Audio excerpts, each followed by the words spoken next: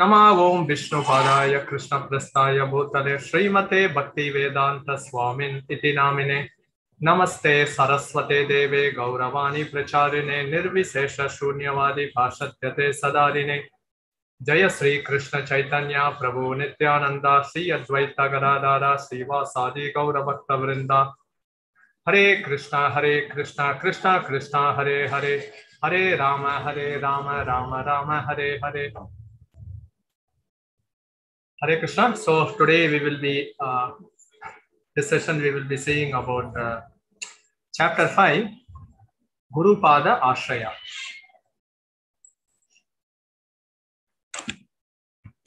So establishing relationship with Guru.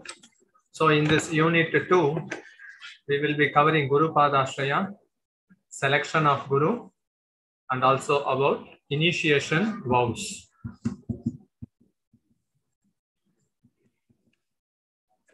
Unto those great souls who have implicit faith in both the Lord and the spiritual master, all the imports of Vedic knowledge are automatically revealed, as mentioned in Svetashvatara Upanishad. So it means that in spiritual life, faith is very, very important, and that implicit faith in both the Lord and the spiritual master. Actually, spiritual master and Supreme Lord, they cannot be separated.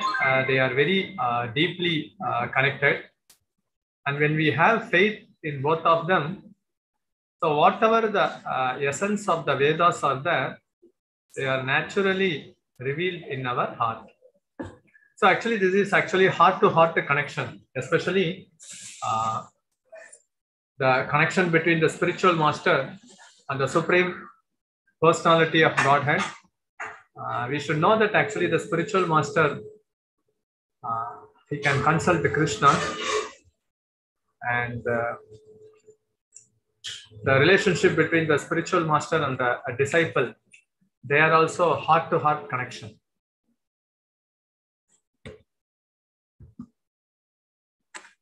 So Prabhupada Ashraya, as the founder Acharya of the International Society for Krishna Consciousness, he is the preeminent Siksha Guru, he is the ultimate authority, and he is the founder Acharya.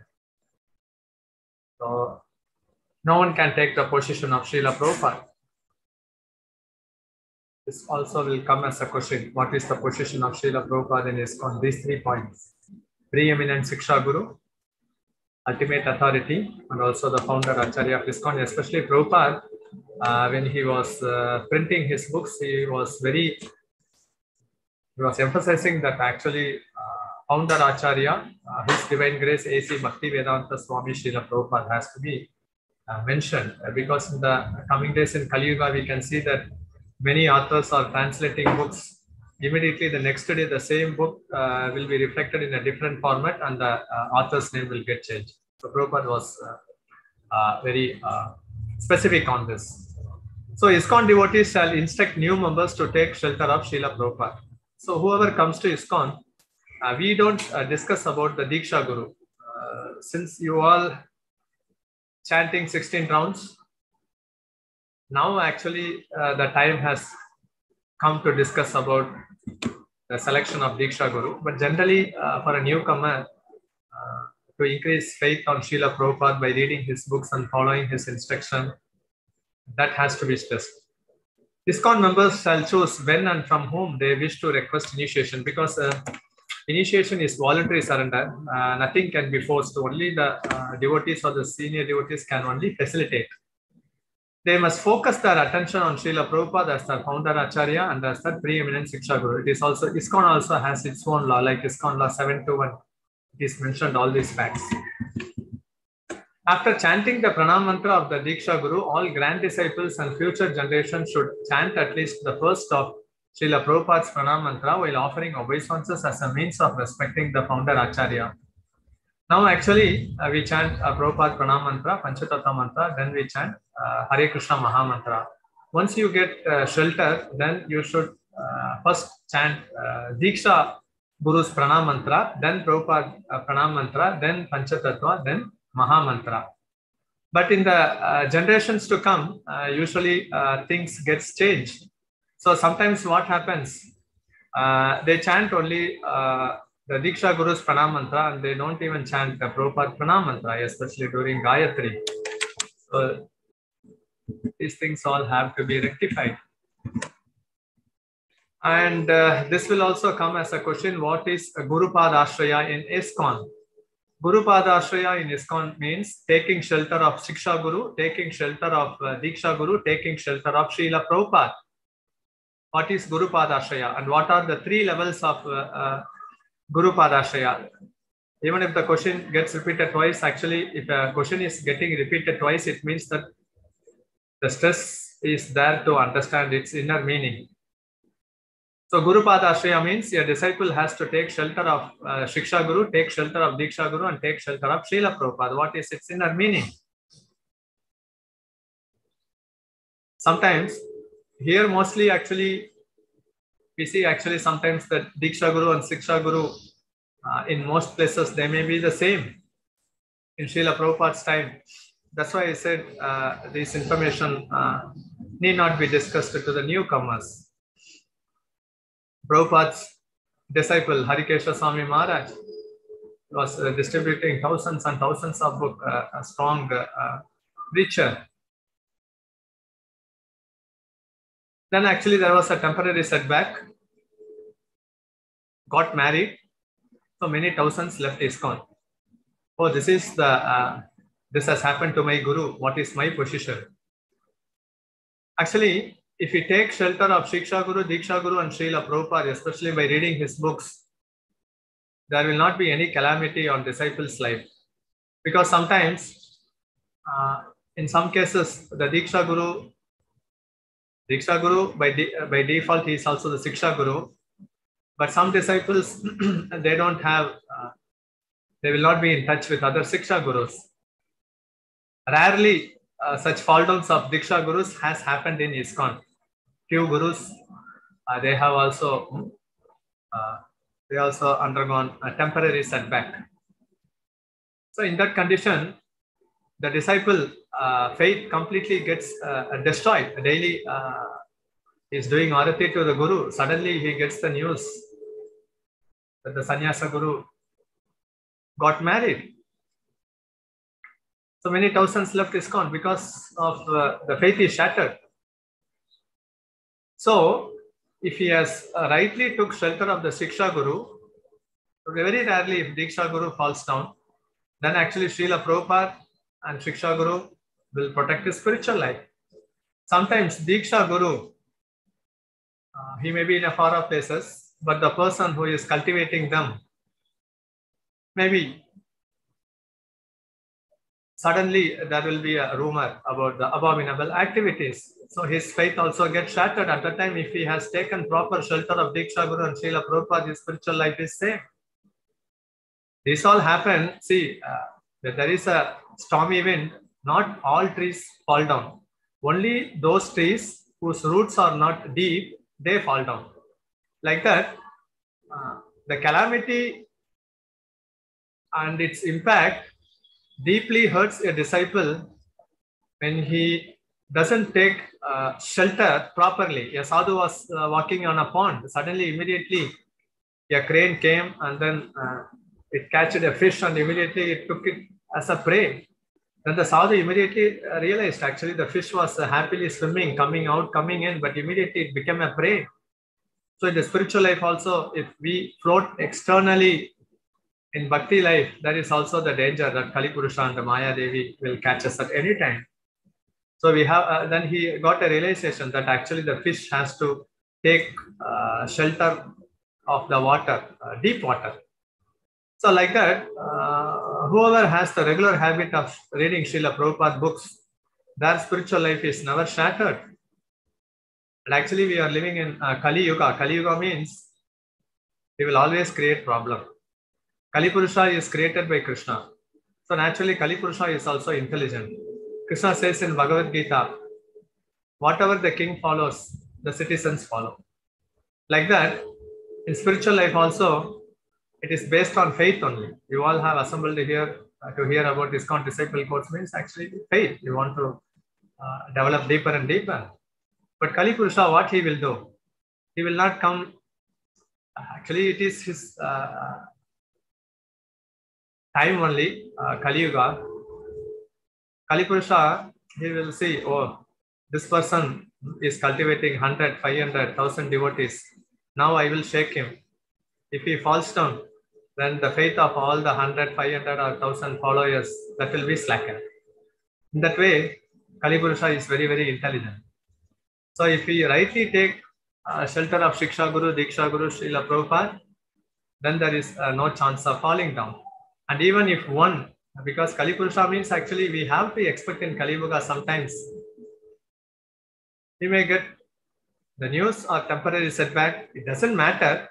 But sometimes actually if there is no proper understanding, there is a confusion and chaos in one's spiritual life. Oh, this has happened to my Siksha Guru, then what is my position? Oh, this has happened to my Diksha Guru, then what is my position? Actually, we have to understand whenever such things it comes in the future, immediately, generally the tendency is to question bhakti, but they don't question the process.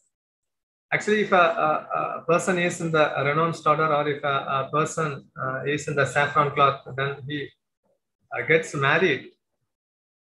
There is no harm if one gets married after brahmacharya stage, but sometimes Kali Yuga we can expect that even in the renounced order, even during Prabhupada's time, Prabhupada knew well that actually the sannyasis, 3 years, 5 years only, they will be in a position to carry out the vows of the sannyasa dharma. There may be temporary setback. And anatta is nothing because anatta may come and immediately, if one takes proper shelter of Hari Guru, Vaishnava, holy name, it also gets removed. But sometimes it plays a very crucial role in disciples' life also. They get too much disturbed. Suddenly, such news comes.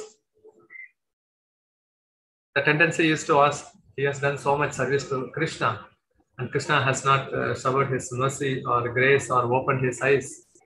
Actually, if you know that a person should not speak alone to a woman, and actually he should not chat with a woman, mostly it happens only by premeditated fall down. So if you see their WhatsApp, or they might have met solitarily, they might have not followed the Dharma properly. So it has happened. Very rarely, 1 in 1,000 only actually unpremeditated fall down happens. Just like in the case of Bharata Maharaj, mostly fall down happens. They might have chatted a long time in the night time. They might have met in the solitary place. Then naturally, something would happen. So we don't question the process. Have they followed the dharma strictly? We just question the bhakti. So it is improper. So in the future, in Kali Yuga, naturally these things will come. We should not give excuse. And if someone does wrong, we should not damage our personal relationship with Krishna. Sometimes people get disturbed when they read the newspaper that the monastery mutt leader has eloped with a young girl. Then they may stop coming to Bhakti Viksha classes. Someone has done wrong, but they are finding excuse to go away from Krishna consciousness. Everyone has a personal relationship with Krishna. If other does wrong, in what way actually one should damage one's relationship with Krishna? This one should intelligently discriminate. We have come and everyone is there only to help others. Someone may suffer a temporary setback. We may sometimes criticize, but they would be the one who would be welcome us in the spiritual world. The children may fall down while playing down. Then immediately, whatever dust is in the field, it will immediately rub all those things and then again go for play. So temporary setback is nothing. Prabhupada says that anartha nivritti stage actually, the kama, krodha, moha, lobha, mada, matsarya, it may remain, but when they take shelter, it goes away. And it's like a hospital. The hospital, if we go and then if we criticize, oh, he has such a disease, he has such a disease. You have come to the hospital, you are also a patient.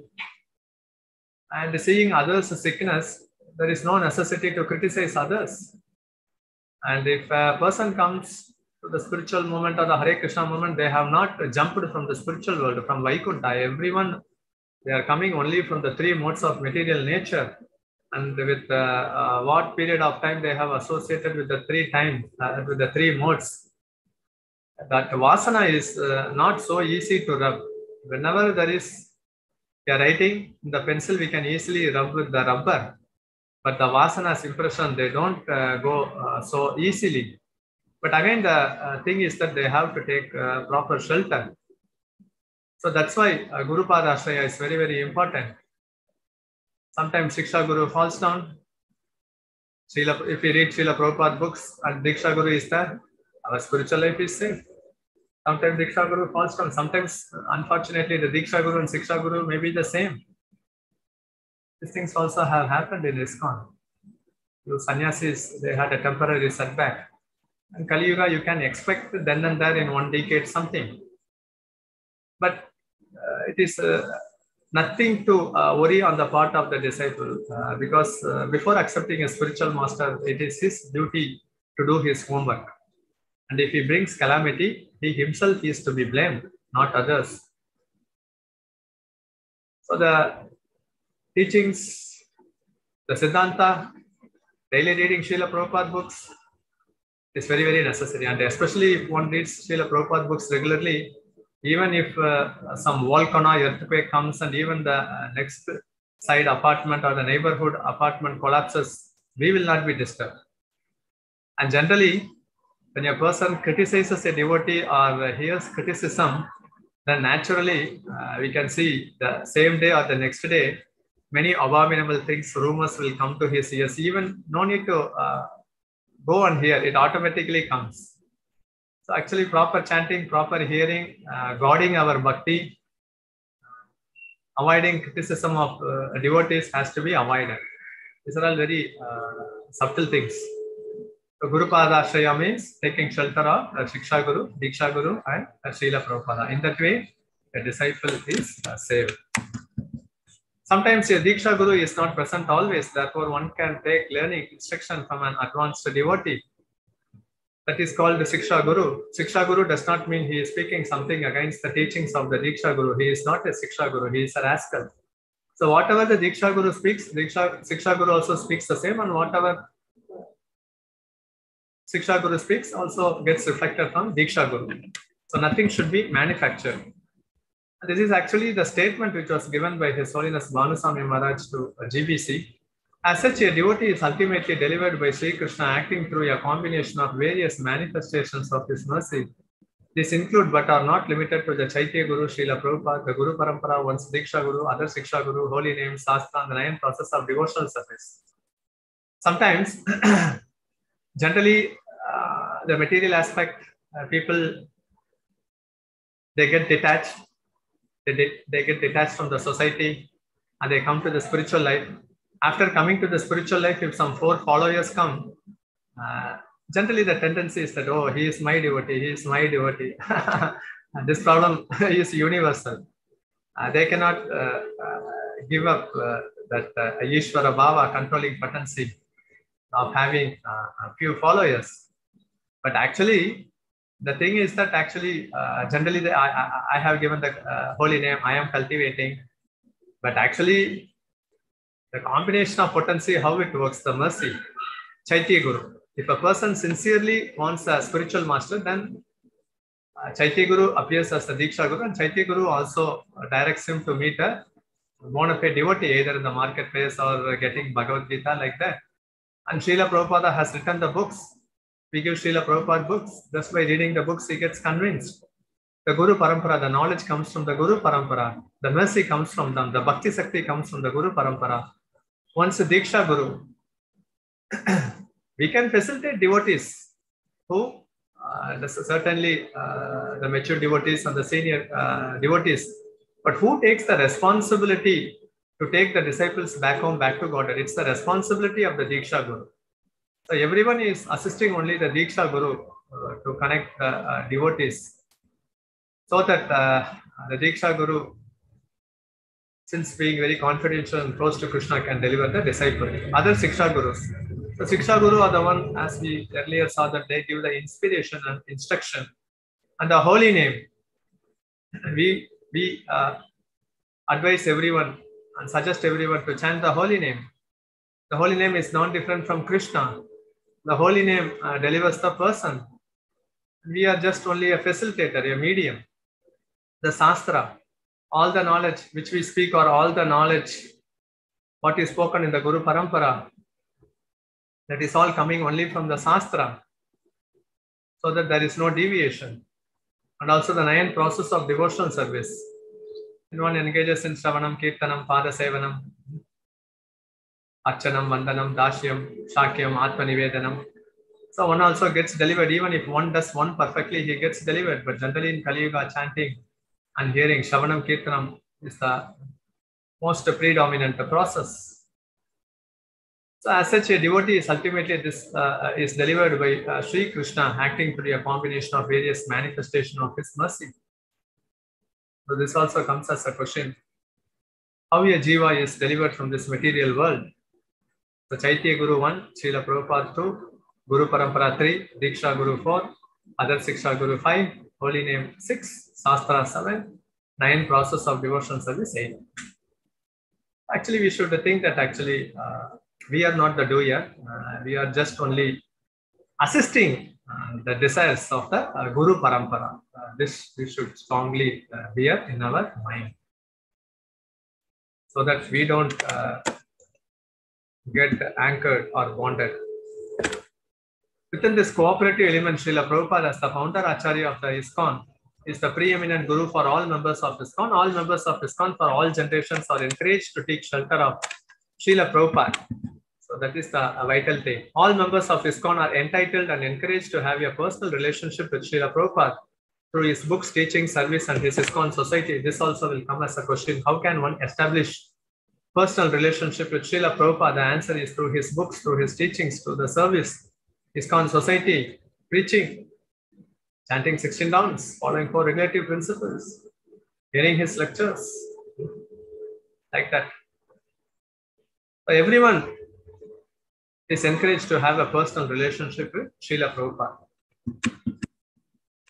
For spiritual achievement, the easiest path is to take shelter of a bona fide spiritual master and to serve him with the heart and soul. That is the secret of success, as stated by Vishwanath Chakravarti Thakur in his 8th stanza of prayer to the spiritual master Yashya Prasado, Bhagavat Prasado. Actually, our society is International Society for Krishna Consciousness. Actually, it is International Society for Guru Consciousness. Because actually, it was Srila Bhakti Siddhartha Saraswati Thakur who ordered Prabhupada to preach in the West. And also ISKCON was founded.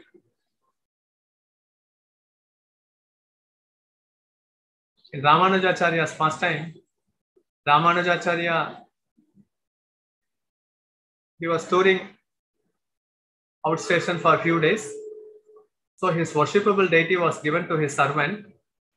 And after a few days, when Ramanujacharya came to his ashram, he saw that in a basket, his worshipable deity was kept right hand side, and his padukas, the slippers, was the left side of the same basket, and he was annoyed and he shouted at his disciple servant.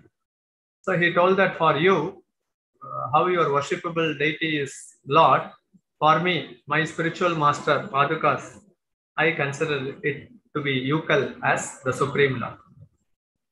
So that is Guru Bhakti. There are many examples for Guru Bhakti. And the secret of success is actually no one is qualified to approach Krishna directly. No need to approach Krishna directly. Just approach the spiritual master, surrender him, serve the Vaishnavas. It is the duty of the spiritual master to introduce us to Krishna, and for that sole purpose only he has appeared. That we have to always remember. Actually, a spiritual master is happy. One question was also asked by a disciple to Srila Prabhupada: what will make you happy? Some answered, Prabhupada, is it book distribution? Many things, special distribution, holy name, everything. Prabhupada said that you getting to the stage of loving Krishna. And that's the thing. That's the purpose.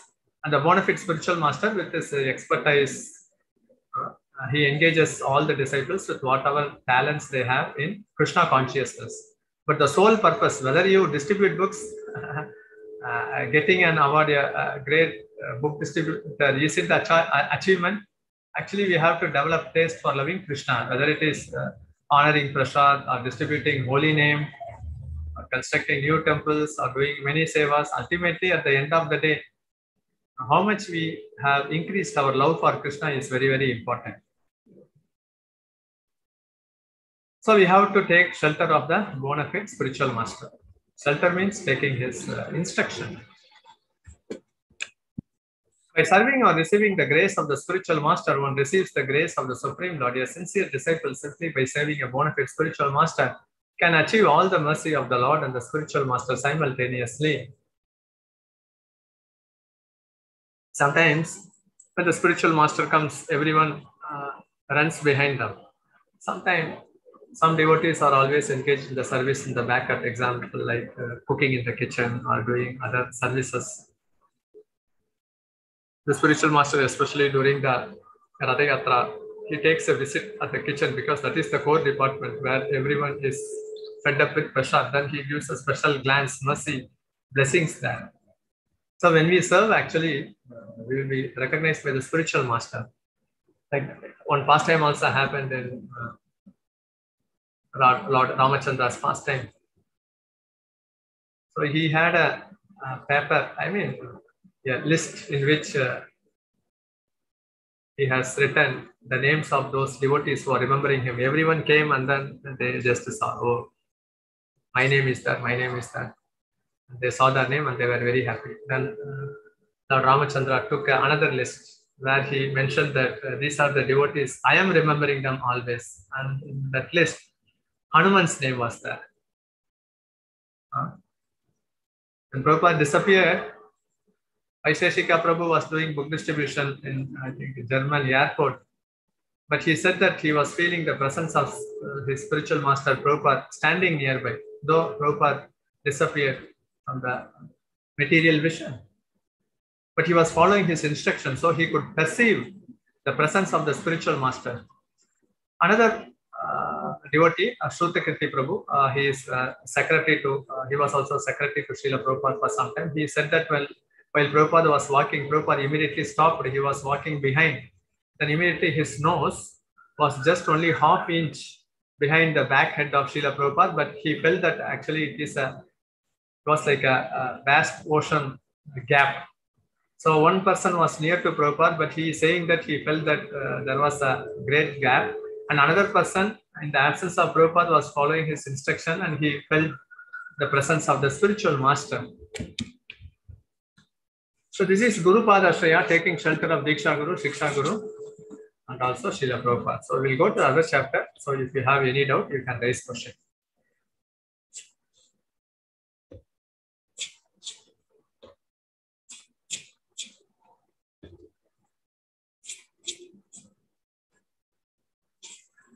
Raghavendra Kumar, unmute.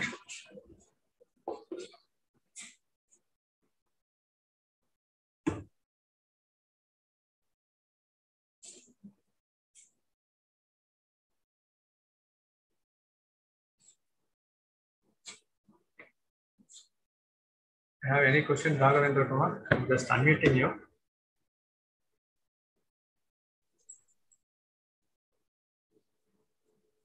Your hand is raised. Can you hear me now? Yes, yes, yes. Prabhuji, in the morning session towards the end, you said a statement, Prabhuji. In that only I have the doubt. In spiritual world. Yeah. 1 second, Prabhuji. Please go. Yeah. In spiritual world, there is no scriptures, no Paramatma, and no spiritual master. Yeah. But in generally, in ISKCON, maybe I might have misunderstood that. I was thought like in spiritual world also, after reaching, we will be serving Krishna only through our spiritual master and Acharya Parambara. We cannot serve Krishna directly. So these two statements are contradictory to each other. Can you please clarify? The spiritual master has an eternal form. So the conditioned soul of the disciple, he also attains a spiritual body. So he will be in the group of the spiritual master, or sometimes the spiritual master also, he knows the Swarupa Deha. the spiritual body identity. If he is in Dashyabha, he may go and then introduce his disciple, I mean in the spiritual form, to Hanuman. Or he can also introduce, if it is in Shakya Bhav, to Subala, or if it is Vatsalya Bhav, to Nanda Maharaj, or if it is in the Madhurya stage, to the Gopis or the Manjaris. But anyhow, he may be acting only as an old friend, but there is no concept of Guru Tattva. He is my Guru. Like that, there is no concept in the spiritual world. The concept of Guru Tattva exists only in the material world. But Guru has a eternal identity. The disciple also has an eternal identity. He is an old friend. So in that way, he can serve, and not necessarily. Sometimes the Guru also delivers the disciple, and whatever his rasa is, in which stage, he recommends, as mentioned in Nectar of Devotion. A person, if he is in Shakya Bhav, gets attracted to Subala. If a person is in Vatsalya Bhav, gets attracted to Nanda Maharaj. And if a person is in the Madhurya rasa, he gets attracted following the footsteps of the Gopis. So actually, yes, he will be serving the spiritual master also, but there is no any formal connection like I am your Guru, like that. There are groups in the spiritual world, like left wing, right wing, Chandravali group, and Radharani group, like that, but there is no concept of Guru. That's why actually the service of Guru in delivering a disciple to the spiritual world, that cannot be compared. Just for comparison, we can say love of mother to a child. So in that way, it has to be understood. And scriptures is only to get us enlightened. That actually Satchidananda Vigraha. So everyone has full knowledge and also eternity. Satchit Ananda. So his eternity is there, full knowledge is there, and his life is also full of bliss. So scriptures are only for the conditioned souls. Paramatma actually is a witness and also guides the living entities, whatever the desire they have, like the jiva gets the body of a crow or a bird or a pigeon. It means that actually that jiva has developed a desire to fly in the sky, and it has been fulfilled by Paramatma. So Krishna in the Paramatma form comes as a friend, and in order to fulfill, but there in the spiritual world, if a person attains a spiritual form, he directly sees Krishna face to face. So there is no concept of Paramatma there in the spiritual world. I think it's also clearly mentioned in Bhagavad Gita clearly that the Paramatma concept is only in the material world and not in the spiritual world. Thank you very much, Prabhuji. Okay, we'll go to the next chapter. Selecting a guru.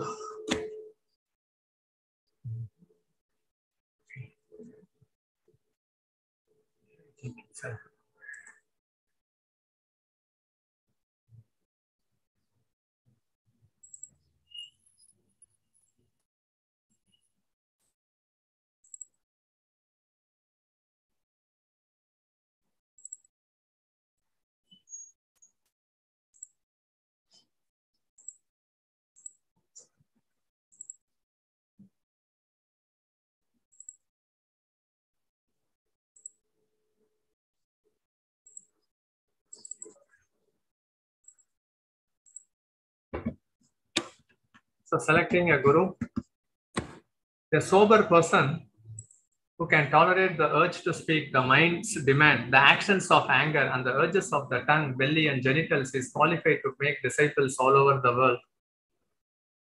So, who can act as a spiritual master?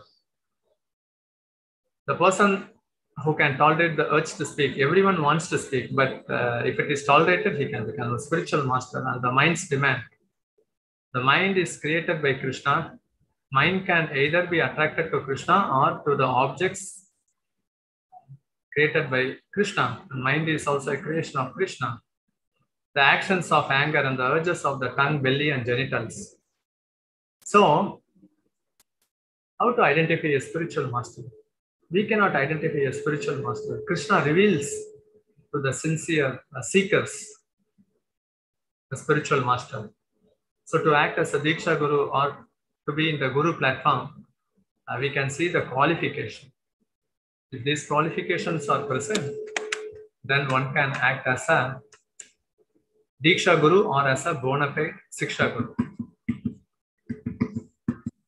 To understand these things properly, one must humbly approach with firewood in hand as a spiritual master who is learned in the Vedas and firmly devoted to the absolute truth.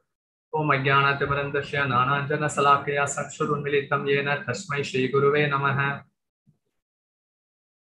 So, the spiritual master is the one who gives us the knowledge. Knowledge is power. To simultaneously perform both duties in relation to the holy name by your personal behavior and by your personal preaching. Therefore, you are the spiritual master of the entire world, or you are the most advanced devotee in the world. This is told by Mahaprabhu to Sanatan Goswami, Achar and Prachar. Some people preach, but they don't follow the regulative principles. Some follows the regulative principles strictly, but they don't preach. Actually, we have to perform both these things. The qualification expressed in this connection are that one must act according to the scriptural injunctions and at the same time preach. One who does so is a bona fide spiritual master. Whether one is a Brahmana, Sannyasi or a Sudra, regardless of what he is, he can become a spiritual master if he knows the signs of Krishna. So actually, everyone can become a guru. Actually, everyone should act as a guru under the order of Lord Chaitanya Mahaprabhu. Even women can act as a guru. Like in our parampara, Janava Mata, Srinivasa Acharya daughter, Hemalata, and also Ganga Mata Goswamini, they acted as a bona fide Acharya. Generally, women are not recommended to preach Vedic literatures, but under the order of Mahaprabhu, everyone, they can preach. So under Mahaprabhu's order, everyone can act as a guru. Guru means not necessarily to sit on the Vyasasana and to preach. But whomever they meet, Jare Deko Tare Kaho Krishna Upadesha Amara Jnaya Guru Hai Tara Ye Desh. Bolo Krishna, Bhajo Krishna, Koro Krishna Siksha. Telling them to chant the holy name, to worship him, and to follow the instruction of Krishna. One acts as a guru. Even without any qualification, one can become a spiritual master. How? Now the process is Chaitanya Mahaprabhu says, Amara Jnaya, under my order. That is the crucial point. Many things actually they may say in the traditional society is like this, but why it is like that? Mahaprabhu has given, you can say actually exception, and he has ordered everyone to preach. One does not become spiritual master by his own whim. That is not spiritual master. He must be ordered by superior authority. Then he is spiritual master, Amara Jnana. Just like in our case, our superior authority, our spiritual master, he ordered me that you just try to preach this gospel. Whatever you have learned from me in English, so we have tried it, that's all. So actually a spiritual master is satisfied even if a disciple attempts to execute the order of the spiritual master, and along with instruction comes empowerment. Like when Prabhupada went to America and he wanted to establish a center at London. So he ordered Malati Mataji, Shyam Sundar Prabhu, go and then preach in London. They knew none, but under the order of the spiritual master, they went there. They executed Prabhupada's instruction. Then George Harrison donated a big bungalow and it became very famous. So along with instruction comes empowerment. Whenever actually the Guru orders us, maybe the task may certainly be impossible, but we should have the faith that as Guru has ordered me, he has also empowered me. Like even in ISKCON Chennai deity is very, very beautiful deity. Radha Krishna Lalita Vishaka Gaur Nitai. And even many temples, they went to the same sculptor in Jaipur where the deities were made. We want a similar deity like they have in ISKCON Chennai, same height, same deity. But the same sculptor only did many deities, but it came in different forms. So actually, temple is built by the devotion one has. So all the architect design, Manasami Maharaj, he personally instructed the sculptor, the nose should be like this, the eyes should be like this, the ears should be like this, the neck should be like this, he should be in a bended form. When he gives instruction, along with instruction, he has also empowered that sculptor. So whatever devotion a pure devotee has in the heart and mind, that gets revealed. So pure devotee also blesses Krishnera Mati Rastu. So it is sure to happen that we will remember Krishna always. So the blessings of the spiritual master is the core aspect. Even if we do little devotional service and we have satisfied the spiritual master just by a little glance, or even the deity, even if we clean our home or take care of our house and the children, family members nicely, offer good bhoga to the Lord, just if we go before the deity, and how to know that the deity is pleased? We know that actually deity is glancing upon us with a smile. That alone is enough. So even the attempt is sufficient. So therefore, the process is before accepting a guru, one must hear him at least for 1 year. And when he is convinced that here is actually a guru who can teach me, then you accept him guru. Don't accept whimsically. You should hear from a guru for at least a year, and you should be convinced that he can take me back to Krishna. Only if you are convinced that we should accept. Even I think His Holiness Jayapataka Swami Maharaj, every time during initiation, he used to say, even now, if you don't have faith on me, you are free to get out from this sacrificial arena. Because actually spiritual life is full of faith only. The scriptures recommend that both the spiritual master and the disciple place each other under strict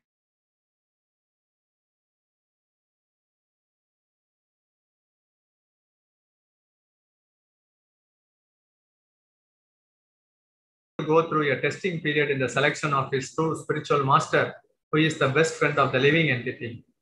So even if you want to buy a utensil, we just bang it, hear the sound, what is the weight. Even for buying a brinjal or a tomato, we see whether there are holes in it. This is for ordinary buying utensils and vegetables. But for a guru, we are going to surrender our mind, words, atma. So in that condition, one has to do their homework on their own. And if some calamity happens, it is themselves to be blamed. That's why it's termed as unfortunate fool. While selecting the spiritual master, like before marriage, a woman, she has many choices. She can choose any person as a husband. But after she has accepted him as a husband and got married, then there is no question of looking at other men.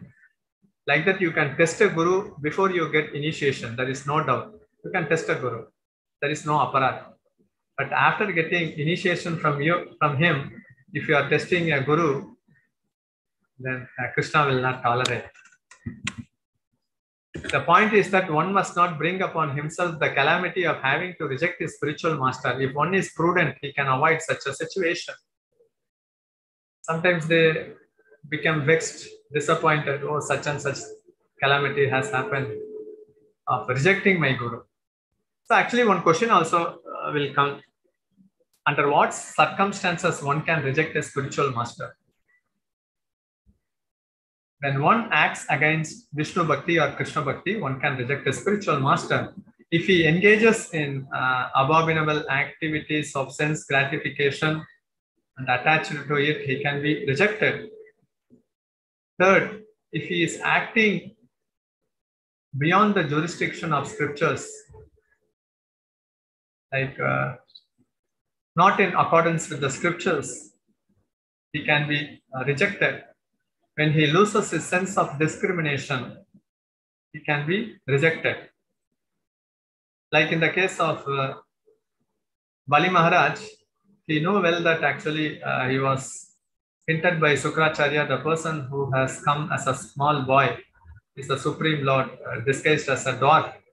So don't give what benediction he asked. But Bali Maharaj accepted to give 3 steps of land.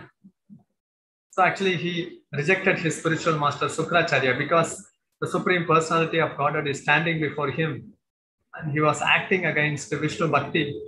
So Bali Maharaj rejected his spiritual master Sukracharya. So these 4 reasons: not in accordance with the scriptures, his conduct, losing the sense of discrimination, engaged in abominable sense gratification attached to it, acting against Krishna Bhakti. One can reject a spiritual master. And at the same time, if a person rejects a bona fide spiritual master, Krishna will not show a bona fide guru for next to 1 crore lifetimes. It is that is the greatest blunder and the greatest aparad one can do after accepting a bona fide spiritual master and rejecting him. So even if the spiritual master is residing as a neighbor, we cannot realize him as a spiritual master. In that way, 1 crore birth will get wasted. Mostly in ISKCON, we can see people will come from faraway places to take association of devotees, but those who are as a neighbor, they will never come to take association. So something is there. General, I say. So selecting a guru, it is the personal responsibility of candidates for initiation to correctly choose by the exercise of their own intelligence a particular devotee as a spiritual master. So actually, the disciple only has to choose the spiritual master as per ISKCON law. Candidates for initiation should accept initiation from a spiritual master only after developing firm and mature faith in the devotee and his ability to take them back to Godhead. So this faith is very, very important. So at least he should hear him for 1 year. It doesn't mean that this guru has so much followers. This guru is a high-tech Swami. This guru has born in a Brahminical family. It should not be based on that. You should have a firm faith. Sadhu, Shastra and Guru are the authoritative references to apply in ascertaining the level of advancement of a devotee. Who is a Guru? Simple definition is that one who is addicted to Krishna. Actually, spiritual master, they know none other than the instructions of their Guru and Krishna. But their awareness external surrounding is very short. And they are always remembering Krishna and serving Krishna. Receiving official ISKCON Guru approval signifies that the devotee has successfully completed the authorization process set forth in ISKCON law, and that in the judgment of certain senior devotees, the candidate measures up the standards and guidelines given in ISKCON law.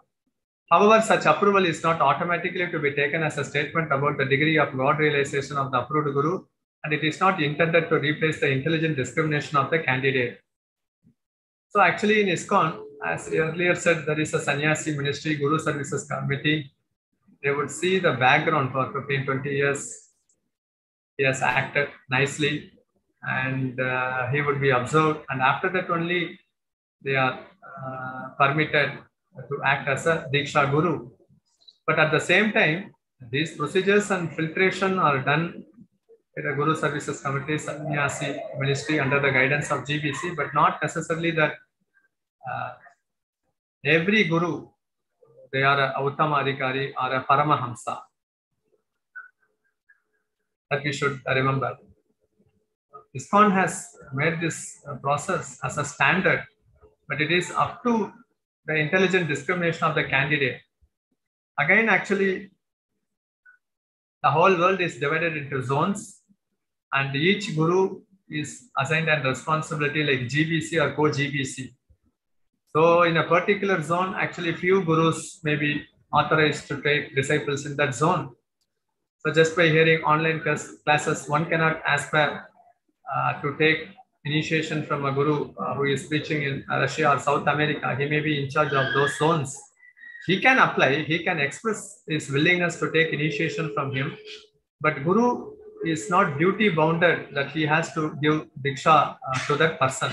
He may be even kept in a waiting period. So it is only mutual testing. Some Guru, after 6 months of taking shelter, they may give initiation. Some Guru, they put a waiting period of 3 years, 5 years, 10 years, 15 years also. It is left up to the Guru. Guru cannot be forced. That you have to give initiation to me. It is only a mutual acceptance and testing also. So this homework has to be done by individual disciple. But generally what happens is,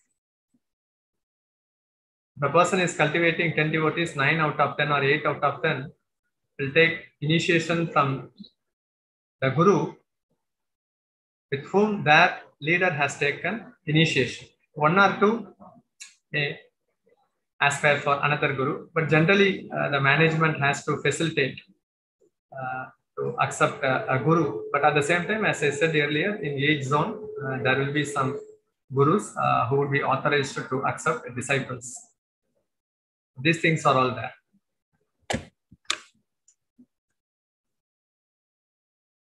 Okay, this is group exercise. It is imperative that a serious person accept a bona fide spiritual master in terms of the Shastric injunction. Srila Jiva Goswami advises that one not accept a spiritual master in terms of hereditary or customary social and ecclesiastical convention. One should simply try to find a genuinely qualified spiritual master for actual advancement in spiritual understanding. So Guru means actually everyone has to do their homework, not out of like he is born from a Brahminical family, his skin is very white and he has a, what to say, that effulgent face and he is a high-tech Swami, so he is very influential, he has so many disciples. No, they are all external. One has to be internally convinced. You don't require large definition what is Guru. So Vedic knowledge gives you indication. If you want to know the science of spiritual life, you must approach Guru. And who is Guru? Guru means who is the faithful servant of God. Very simple. One who is simply addicted to Krishna. So selecting a Guru is very, very important in spiritual life. So anyone who has questions, they can ask before we go to the next chapter.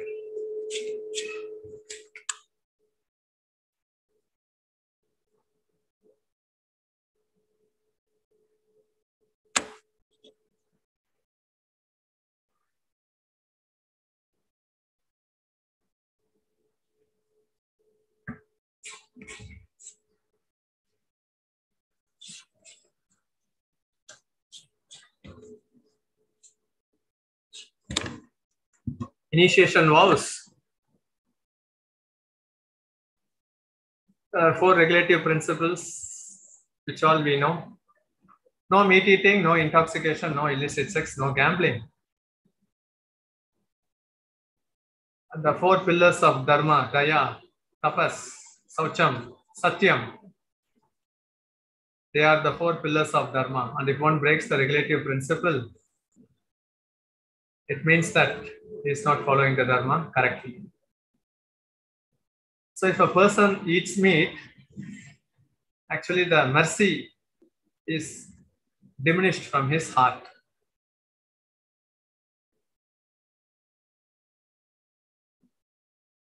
A civilized person doesn't eat meat, but in Kali Yuga especially, people feel very proud when they go to a star hotel and say that so much bill has come and we have eaten so much non-vegetarian food. In Kali Yuga, people, they are very dull-headed.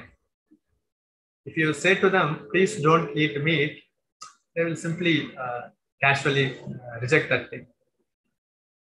But we should ask them in such a way, they come to their senses. What happens to the body if they are dead?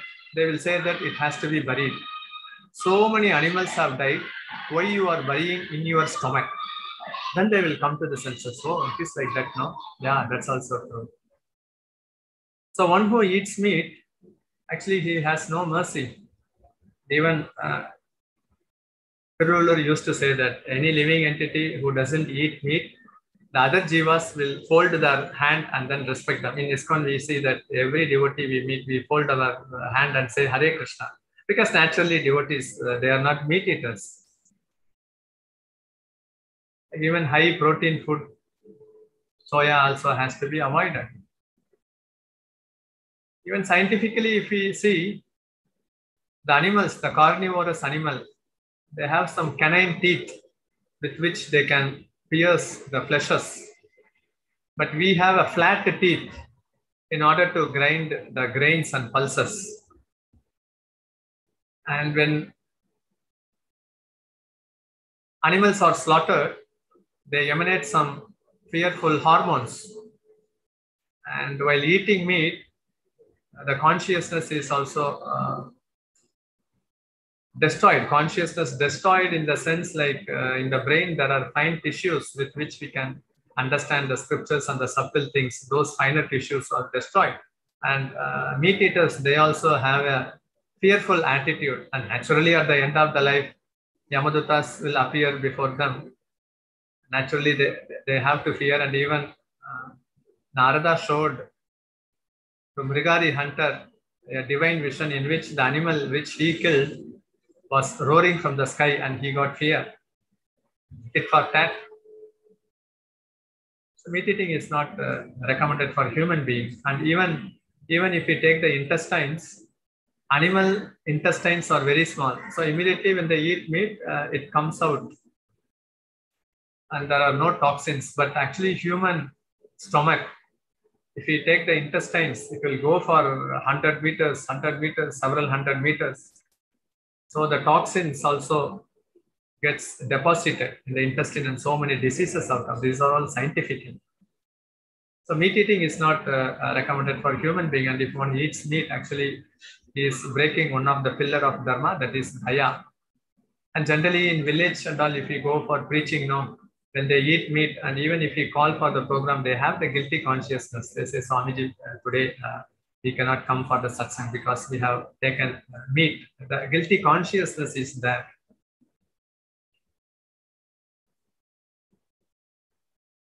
And the danger is that, danger part.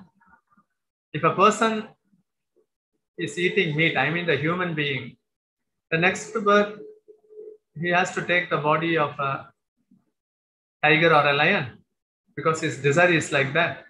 So immediately the soul from the human body will not go to the body of a tiger. The soul along with the subtle body is taken to the hell, dragged, punished by the Yamadutas where he is trained, punished. He will be given raw meat. He will not eat it because even any meat, when we put masala, it has a spicy taste. Even if one cuts his own thumb and then puts masala, it also tastes only. There is no question of taste. He will not actually eat the raw meat which is given to him in the hell. Then he will be using a sharp instrument. He will be harassed to eat that. And then when raw meat is thrown, he will jump. Then, okay, the training is over. Then he will be given the body of a tiger. So the body of a tiger, it immediately jumps to eat deer. So the mentality of tiger is being trained in the hellish planet. So if a person eats abominable things, he will be given the body of a pig. It doesn't mean that after he eats abominable thing, immediately the soul from the human body doesn't go enter into the pig's womb. We all know that what pig eats, that will be given. Initial stage, he will not eat that, he will refuse, but he will be tormented, harassed, tortured to eat that. And one day he will ask, why you have not given me the hot ones? And immediately, okay, the training is finished. Now you can take the body of a pig. So hellish punishment is like a training in the sense, like if you want to take a pig body or a jackal body or a tiger body, that mentality is being conditioned, and whatever he has done sin, he is also punished. So he is also trained and he is also conditioned, and punishment also. That vasana doesn't go. Even if we drink a cup having a milk, actually on the norano on the solluvaanga, that will be still there in the tumbler. So that vasana doesn't go. Like even if a person kills animal and eat, and even after being punished in the hellish planet, again he has to take only the abominable species. So it's only like degrading. So daya, then tapas, no intoxication. So intoxication, it applies not only like to the liquor, but also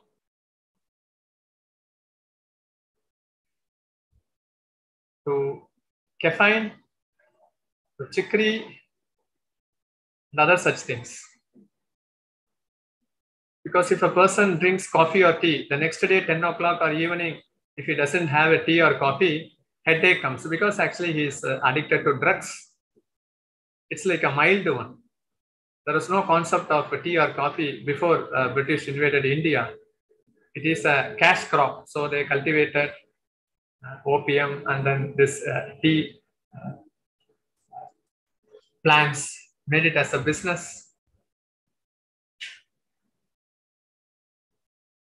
We all know that a person who is intoxicated, he cannot practice tapas, austerity. A person who is lying in the roadside, being drunken, if he say that follow Ekadasi Vrida, how can he follow? He cannot follow.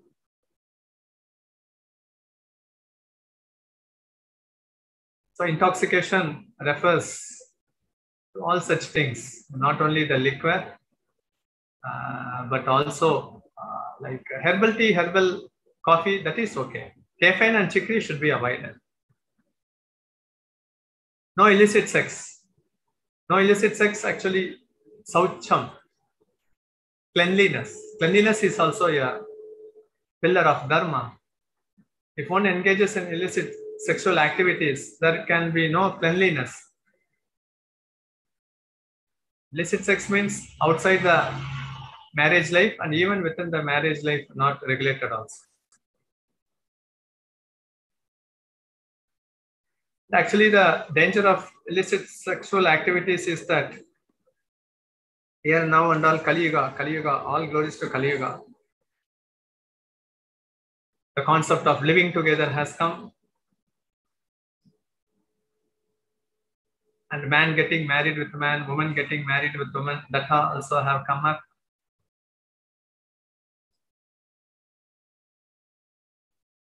And we can see a person has more partners. The great danger is that the person engages in illicit physical activity with the partner with whom he is associated.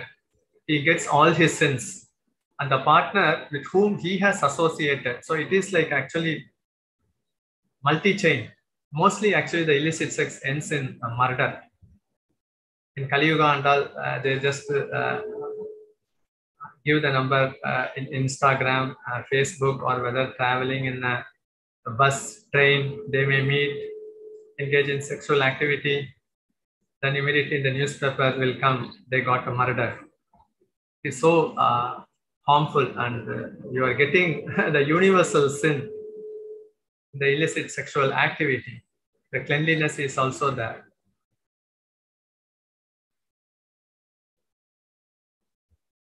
Actually, the thing is that when Kamsa sent Putana to kill all the children, she was able to penetrate into those houses only where holy name weren't chanted, and she was able to kill only those children. But Putana, she was not even able to enter into a house to kill the child where holy name are being chanted. So actually, for a girl, a tilak or the kumkum, braided hairs is very essential key aspect in Vedic culture. They are being protected. Evil things can easily enter if the hairs are not braided. They don't have kumkum or tilak. And mostly we can see, even if a boy or a girl born in a higher class family, if they don't chant the holy name, they easily become a victim. So actually in Kali Yuga, Kali Purusha wants all these activities to become legal, like no meat eating. Like any child, he says that my parents are eating meat, my relatives are eating meat, and in all TV, they are showing the shows where one can nicely cook non-vegetarian food, and even in the company, non-vegetarian foods are being eaten. So it is being illegal. Kali Purusha has won the battle. No intoxication. Government, before 20-30 years, There will be only black market liquor where they drink, they will die, or whether their eyesight will go like that. But in Kali Yuga, government itself authorized Tasmak. Kali Purusha has won. Intoxication has become illegal. Now they say one Aadhaar card you bring, we can give only 2 bottles. Like in ration shop, they are giving liquor bottles. And actually, to be frank, in Kali Yuga, women population, a considerable percentage have also become drunkard. There is no doubt on that. Because when we go for college preaching and other things, these things are all being reported. No illicit sex. When we go for college preaching, most of the teenagers approach us. If we chant the holy name, if we read Bhagavad Gita, whether my lost partner will come to me, like that they ask. And even one person, we were saying that I am a boy interested in a boy. I will chant the holy name. I will read Bhagavad Gita, but my attraction to him should increase more and more. Like that, it is happening. So we can see how Kali Yuga is progressing. And illicit sex, we can like a vending machine with condoms. They have also come on specific area, government authorized. So again, Kali Purusha has won the battle. He also has a board meeting. Daily, he has his own agent. Now, which town you have covered, which area you have covered. Oh, now all these town people, 20% have now become meat eaters, intoxication, illicit sex, gambling. Jai ho, jai ho, jai ho. Good, good, good. Still go on, increase your territory. Kali Purusha, actually, Kali Yuga means our factory general manager is Kali Purusha and the factory owner is Maya Devi. Maya exists in all the 4 yugas, but Kali Purusha only in Kali Yuga. Overcoming Maya itself is difficult in all the 4 yugas, but in Kali Yuga, along with the factory owner Maya Devi, we are working under Kali Purusha. It is his time, Kali Purusha. So he wants everyone to become meat eaters. He wants everyone to be intoxicated. He wants everyone to engage in illicit sex, and he wants everyone to gamble. Gambling means any business being engaged resulting in high profit or high loss is gambling. And he has also succeeded. The share market is nothing but only gambling. He has become illegal. So Kali Purusha has already won. Now they are even speaking many cricket betting has happened. That also has to be made illegal. And whatever money, even if you put in bank or post office, also some percentage goes to share market only and comes. So it cannot be avoided.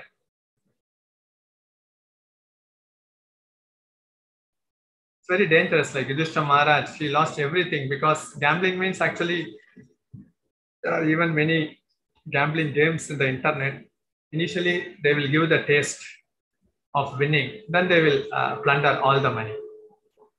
Gambling is very dangerous. Even a person who is truth personified, Yudhishthira Maharaj, when he engaged in gambling, Krishna wants to give the lesson that they want to retrieve the lost one, and in that way, they are completely lost.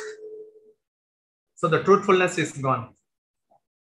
The person gambles, he speaks lies, he gets money from others, then either he drinks or gambles, and he becomes a pauper, and he is not respected in the society. So Prabhupada, no other spiritual institution in this world has incorporated these 4 regulative principles.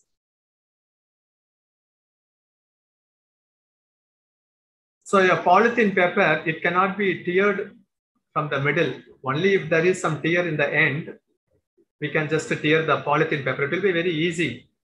Like if we chant 16 rounds and follows the 4 regulative principles, Kali Purusha is like a snake, fang being removed, the teeth being removed. A person who chants 16 rounds of Hare Krishna mantra and follows the 4 regulative principles, wherever they gather, whatever may be the problem, they can find a solution. If a person doesn't chant 16 rounds and doesn't follow the 4 regulative principles, if they engage in a meeting, even a smooth going meeting, they will make it into a confusion area. They cannot bring any solution. So Prabhupada, that's why he instituted these 4 regulative principles. These are the 4 pillars of Dharma. And if we follow these 4 pillars of Dharma, actually we are well protected. And who is a hero? A hero is a person who can go to the enemy's fort and defeat him. So Kalipurusha headquarters is New York, and Prabhupada incorporated ISKCON in New York. Because in foreign countries, in India, actually, it is not so worse. Many things go only underground. Still, the culture is there. But in the Western, breaking these regulatory principles are normal one. Even we can't take a curd, milk, everything. Now, non-vegetarian mix. So there he went, and then he made hippies to follow these 4 regulative principles, the Westerners to follow the 4 regulative principles. And many people appreciate ISKCON because only in ISKCON they follow these 4 regulative principles, though the percentage of the members are comparatively less to the other spiritual institution. Some disciples went to Prabhupada and requested, even if you make relaxation in 1 or 2 regulative principles, then more followers will come. Prabhupada said that, no, there may be millions of stars in the sky, but one effulgent moon is enough. So in my movement, if a single person becomes a pure devotee, I consider my movement to be successful. That's why many persons come to ISKCON, because ISKCON is the only institution which is propagating for its member to follow these 4 regulative principles. Anyone can come to temple, but if a person wants to become serious and want to get initiated, he has to follow these 4 regulative principles. If he cannot follow 1 or 2 of the 4 regulative principles, better, no need to take initiation. You can postpone your initiation. Initiation means actually you have to follow these 4 regulative principles, irrespective of whatever circumstances you may be. In spiritual life, if you develop desire, it is easy to follow, but the desire don't come easily. Material things, easily the desire comes, but there should be a proper karma to fulfill that.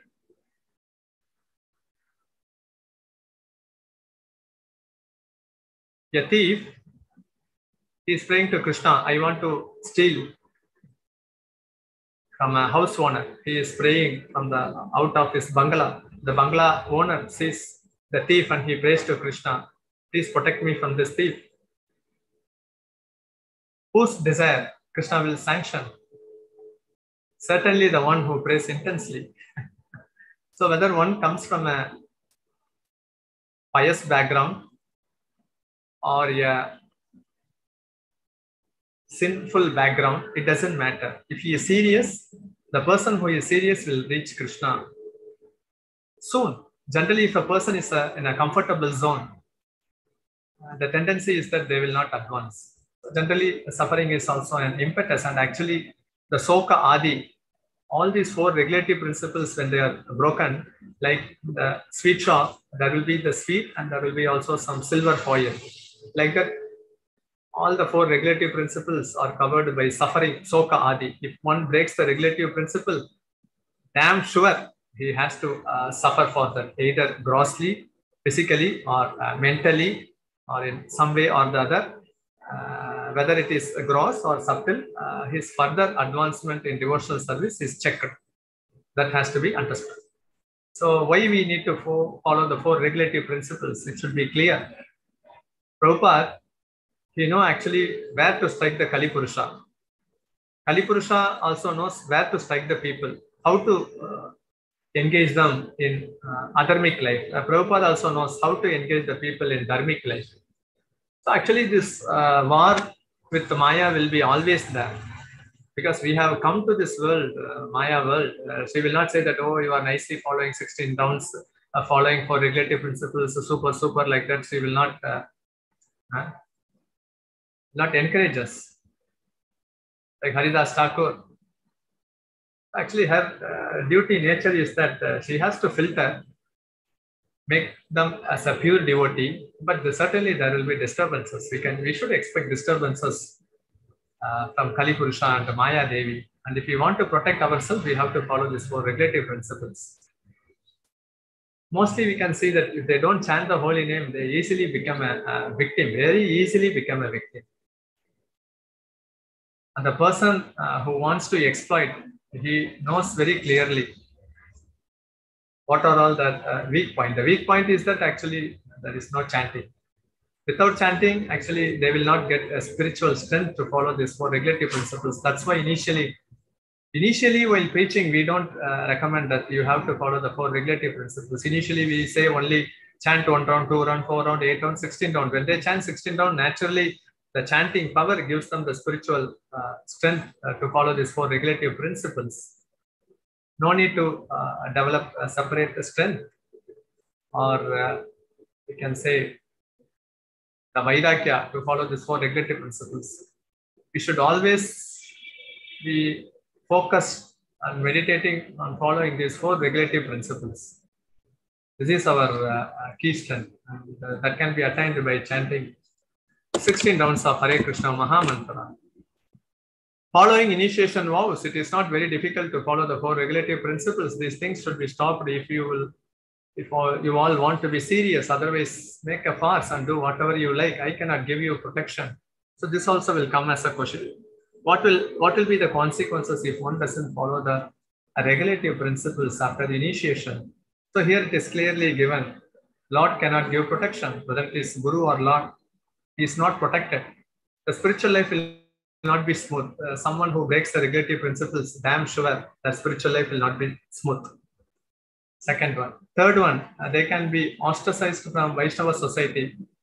Before taking initiation, even if they break the 4 regulative principles, devotees give mercy and they accept him into the society. But once they take initiation and they follow the regulative principles, he will be kept out of the Vaishnava society. 1 or 2 times he may be given warning. But if he constantly repeats that, then he cannot get Vaishnava satsang. So he may be thrown out. Like in the case like Lord Ramachandra and Lakshmana, they killed many demons by their bow and arrow. I think it is Tadaka's son, Marichan, Subahu. They were wearing saffron cloth and they were engaging in many abominable activities which a saffron cloth, the person should not do that.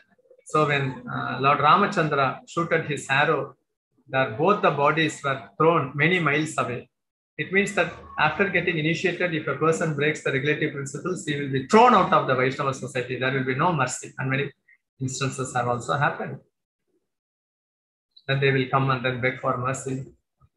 Like that. And it is Guru Aparad. We initially vowed that I will follow this. But after making a vow, if we follow it, is Guru Aparad. We cannot give protection. They also get disconnected from the Guru Parampara. They will be thrown out of the Vaishnava society. The spiritual life will not be smooth. It's very, very important. So you must have to follow these rules and regulation. If you are serious, then take initiation. Otherwise, don't make farce. Don't make farce. That is my request. Only for a person who is serious. Serious in the sense one who want to cross this material ocean and attain the spiritual world, he should take initiation. Not that it should be taken as a fashion. Even if I die,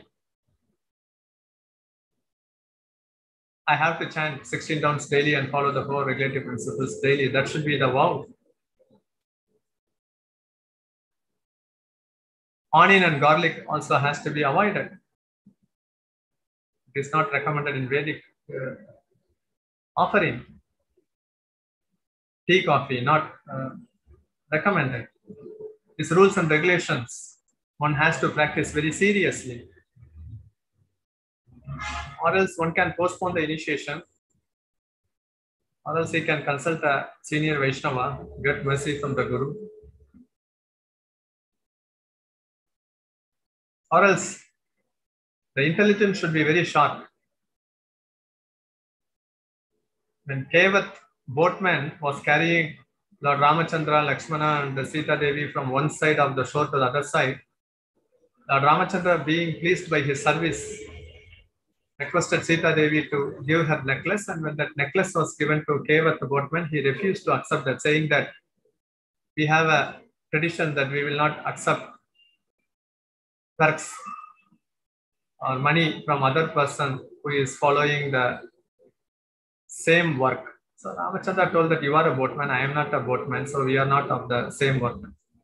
And the boatman told that I am carrying people from this shore to that shore, you are carrying people from the material ocean to the spiritual world. I am a small boatman, you are a big boatman. So we are all boatmen only. And don't fool me by giving necklace. At the time of leaving the body, send a spiritual aeroplane and take me back to spiritual world. This should be the mood of approaching a spiritual master, not to solve all our material problems. My advice is always chant 16 rounds minimum and follow the 4 regulative principles. All of my disciples must agree on this point, otherwise they are not my disciples. My disciples must follow these principles, living either in heaven or hell. So this is mandatory. Actually, a devotee's strength is by chanting 16 rounds and following the 4 regulative principles. Now ISKCON is well established in many towns and cities. Wherever you go, you can get prasad. But if you decide that I want hotel food, then immediately Krishna will show Sarana Bhava. One devotee went to a far off places. He was having a strong determination. If I eat today, I will eat only Krishna Prasad, or else I will fast. Then immediately one priest from one Perumal temple, he gave a Pudiyodara rice. It immediately comes. Spiritual life means actually our desire is easily fulfilled, but the desire doesn't come. And if we depend on Krishna, he gives all the facilities. That faith should be also there. So this has to be followed, or else Prabhupada is not pleased. Then actually you can also share your challenges, like actually whether it is meat eating, gambling, illicit sex, or intoxication, whatever the challenges is there, that can be expressed, and whatever may be the possible solution. In some house, the husband may be forcing the wife to put onion, garlic. Instead of using onion, they can use that pink course. It looks like onion, but it is not onion. Many solutions for this. And there are many devotees who also realized and share their experience, how they overcame this. So it all gives us an impetus that actually so many people are also able to follow this 4 regulative principles nicely. Challenges will be there, but the challenges can also be overcome. Every challenges can be overcome. Like you take morning Mangalarati, chant 16 rounds before 7 o'clock, circumambulate Tulasi. The whole day you will be in sattvic mood. No doubt on that. Sometimes the lusty thought may come and go. Even for a person in the renounced order may come, but a person who is in the renounced order immediately kicks out, immediately when it comes to the mind. Some insects may come inside our home, but when a snake comes, we are very alertful. So actually Krishna has killed many demons in Vrindavan pastime.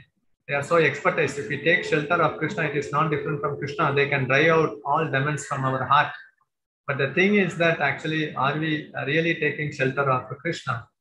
If a person wants to embrace Maya, and if he half-heartedly chants Krishna's name, he knows that he is also calling my name, but he also wants to embrace Maya. Sometimes as Paramatma, he may fulfill that desire. But if a person finds hard in following the regulative principles, if we chant the holy name of the Acharyas or the Pranam mantra, Acharyas never allow their disciples to embrace Maya. So they will create many hurdles and obstacles. Like Acharyas can come in any form and give instruction. For Bilva Mangal Thakur, the Acharya came in the form of a Chintamani girl because he was attracted to that girl's woman's body. The woman told that I learned Krishna Bhakti from you and you are attracted to my body. The same attachment, if you transform to Hari, your life will become glorious. Actually, though she spoke that actually Guru in her, through her speech, the message was given to Bilva Mangal Thakur. Actually, whenever, like in the pastimes of Lord Chaitanya, Junior Haridas, he begged the rice from a woman and he was chastised, and Mahaprabhu didn't accept him in his close circle.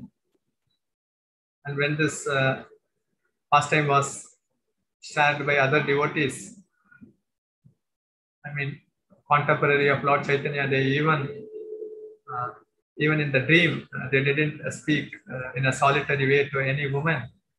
Mahaprabhu's movement means actually in Prema Vivarta, it is mentioned that if one remembers how Lord Chaitanya chastised Junior Haridas for a lustful glance on a woman, then he can have constant association of Mahaprabhu. So even actually, generally the devotees, They follow the 4 regulatory principles and they avoid the 4 regulatory principles in a grosser way. There is no doubt on that. But in the subtle aspect, they may be challenged. But in the subtle aspect, again, if we take shelter of the holy name, again, if we pray for the mercy of Lord Chaitanya, remember how Lord Chaitanya didn't give mercy to Junior Haridas, then the thought immediately vanishes. So the solution is there, but we have to find it and we have to apply it. If still you are unable to fulfill that promise to your spiritual master, then what is the use of calling yourself devotee and disciple? That is simply pretending. So you should think like this, that I have promised to my spiritual master this, now I must obey him without any exception. Otherwise, I have no business calling myself his disciple. Your spiritual master has to be remembered minimum 3 times, morning, afternoon, evening time. And if you give promise to the spiritual master, actually initiation means not in one day taking initiation, and Saranagati, surrender means it's not a destination, it's an onward journey. Always depending on Krishna is Saranagati. Doesn't mean that today I have surrendered to Krishna, September 6th, 2022. So depending on Krishna, that he will always give me protection is surrender. The friends of Krishna wanted to taste the tala fruits at Talavan. There was Denakasura. But the friends were saying, why to be afraid of Denakasura? Krishna is there. He has already killed many demons and we have seen that Krishna will protect us. Let us go. That is faith. That is actually Saranagati, depending on Krishna. Krishna will give me protection. That's all. Simple. Even if a child crosses the road, catches hold of mummy or father's hand, with full confidence, nothing will happen to me. Like that, actually, we should depend on Guru and Krishna. That faith. So that will be your austerity or tapasya for forcing you to make very rapid advancement in Krishna consciousness, understanding. Without tapasya, there is no question of making advancement. But if you want to call yourself devotee and serve Krishna in that capacity, then you must avoid these 4 basic principle restriction under all circumstances without any exception. Even Mataji is also, after that pregnancy, after the maternity, after the child is born, I know many Matajis, they started chanting the same day and even in the next day also. So much determination they have. And even if some rounds are left in some days, they take note of it and then they balance the rest of the days. So we have to follow this principle strictly. Of course, once, twice, Krishna may excuse. That is not very difficult, but more than that, it will become very difficult for Krishna to excuse you, and there is a great risk that everything will be lost despite all of your time and effort spent. So actually, Krishna also excuses once or twice, but if it becomes regular, it will be difficult for Krishna to excuse. If a normal person engages in abominable activities, no one cares. But if a monastery leader engages in abominable, illegal activities or eloping with a woman, then immediately that comes as a headline. That's why actually 2 asuras in Krishna Leela, Pralambasura and Sankachoda. Actually, every demon represents one type of anartha, or the sinful tendency. The Pralambasura represents lusty inclination and desire for name and fame. He came as a friend. The demon disguised as a boy. There were 2 groups, Krishna and Balaram. Pralambasura disguised as a boy and he took the side of Krishna to kill Krishna. But when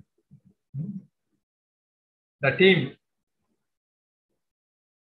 the game rule is that whoever wins, the loser has to take them in their back shoulder and then run.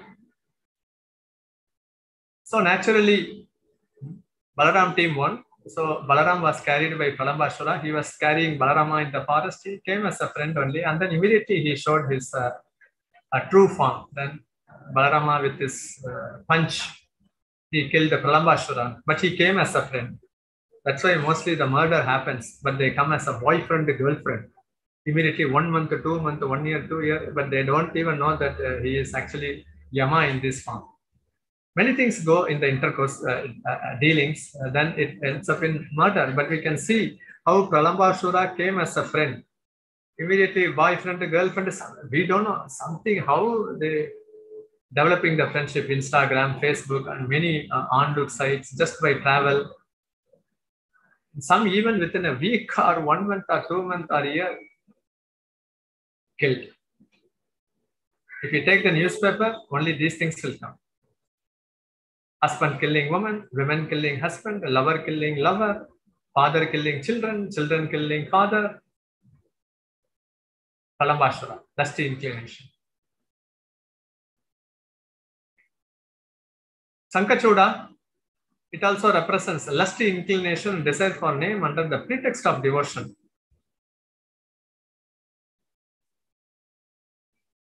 So under the pretext of devotion, if one engages in illegal activities, Krishna will expose them. There is no doubt on that. How? Like Krishna, when he killed Sankachuda, he was having a sanku in his forehead. He was kidnapping gopis, and actually Krishna removed his sanku and then he killed him. So like a monastery mutt leader, if he elopes with a younger girl, then it comes as a head paper news, like his credit, everything gets diminished. Everyone starts to talk how illegal things he has done. It is more dangerous. Sometimes the tendency may be to think that within the four walls, who will observe? But the thing will come out.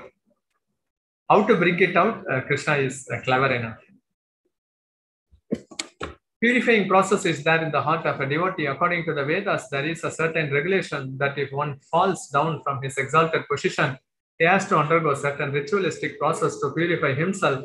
But here there is no such condition, because the purifying process is already there in the heart of the devotee due to his remembering the Supreme Personality of Godhead constantly. Therefore, Hare Krishna, Krishna Krishna, Hare Hare, Hare Rama, Rama Rama, Hare Hare should be continued without stoppage.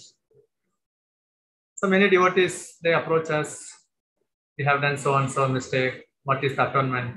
Actually, the only atonement is take shelter of the devotion service, take shelter of the holy name, and you will be also be preaching and becoming many leaders, and many people will be coming for counseling. The only solution which you have to give is to take shelter of the bhakti process, chanting Hare Krishna Maha Mantra. Generally in Vedas, if a person does so and so, like in Dharma Shastra, Manu Samhita, Garuda Purana, there will be so many atonements or prayashchita, but that is not recommended. And actually, devotees, no need to read all this Dharma Shastra, Manu Samhita, and then the Garuda Purana. Even we cannot even make our foot 1 feet to walk outside. If we go outside, if a woman brings some old wood, then this is so much saguna symptom. If a lizard puts a sound in this direction, so and so. If you find a dead body, so and so symptom. So much rules and regulation. Actually, remembering Krishna is the primary thing. That we forget and we follow many rituals. Completely waste of time. It doesn't purify us. The olden days, if a person, when he steps out of the home and when he stammers or about to fall down, then he come inside, go to the altar and pray. I don't know what is the challenge or what is the problem. I don't know what is the problem, and I also don't know how you are going to solve. In that way, he remembers Krishna. But now it has become a custom. If a person tumbunalu sari, or if he stammers while going out, then immediately, Kanna, you come to your home, and then making him sit and then have a glass of water and go. The remembrance of Krishna is not there. Remembrance of Krishna is the most purifying thing. So the core essence is being left. So many people say, I have broken so and so regulative principles. No matter what to do, only two things you have to do. Regret for what you have done. So regret actually purifies. The second is that you take shelter of the holy name. If you don't regret, then the tendency to again commit will come. So this is a standard process.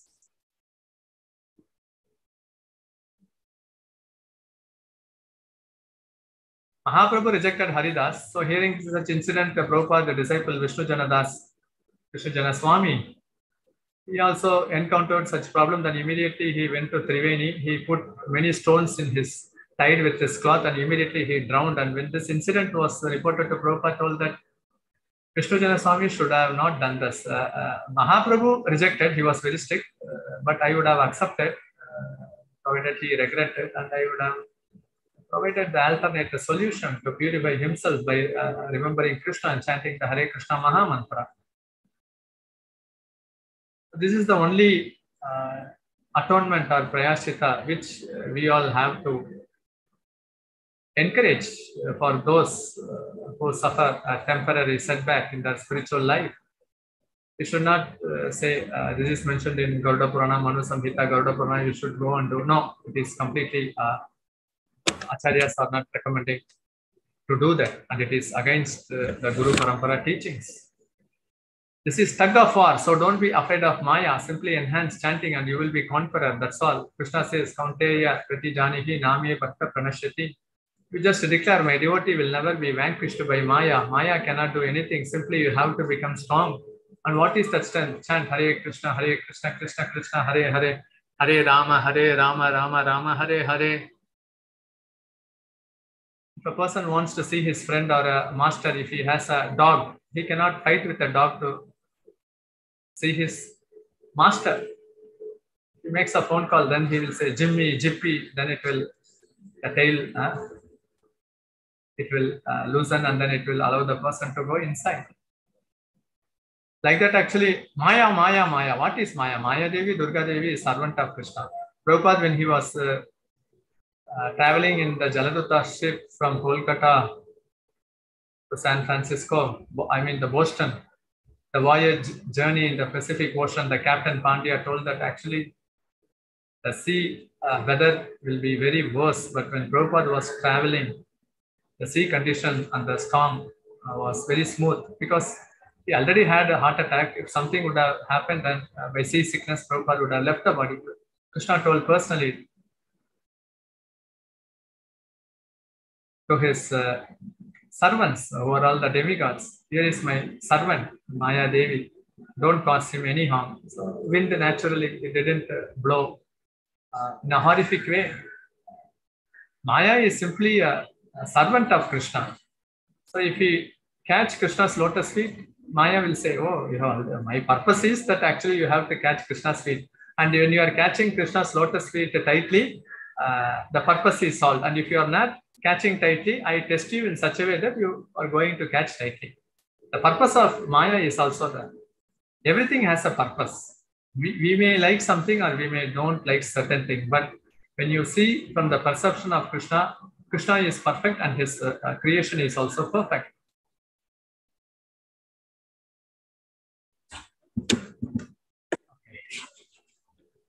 If you have any questions, we can have, or else we will go to the next chapter.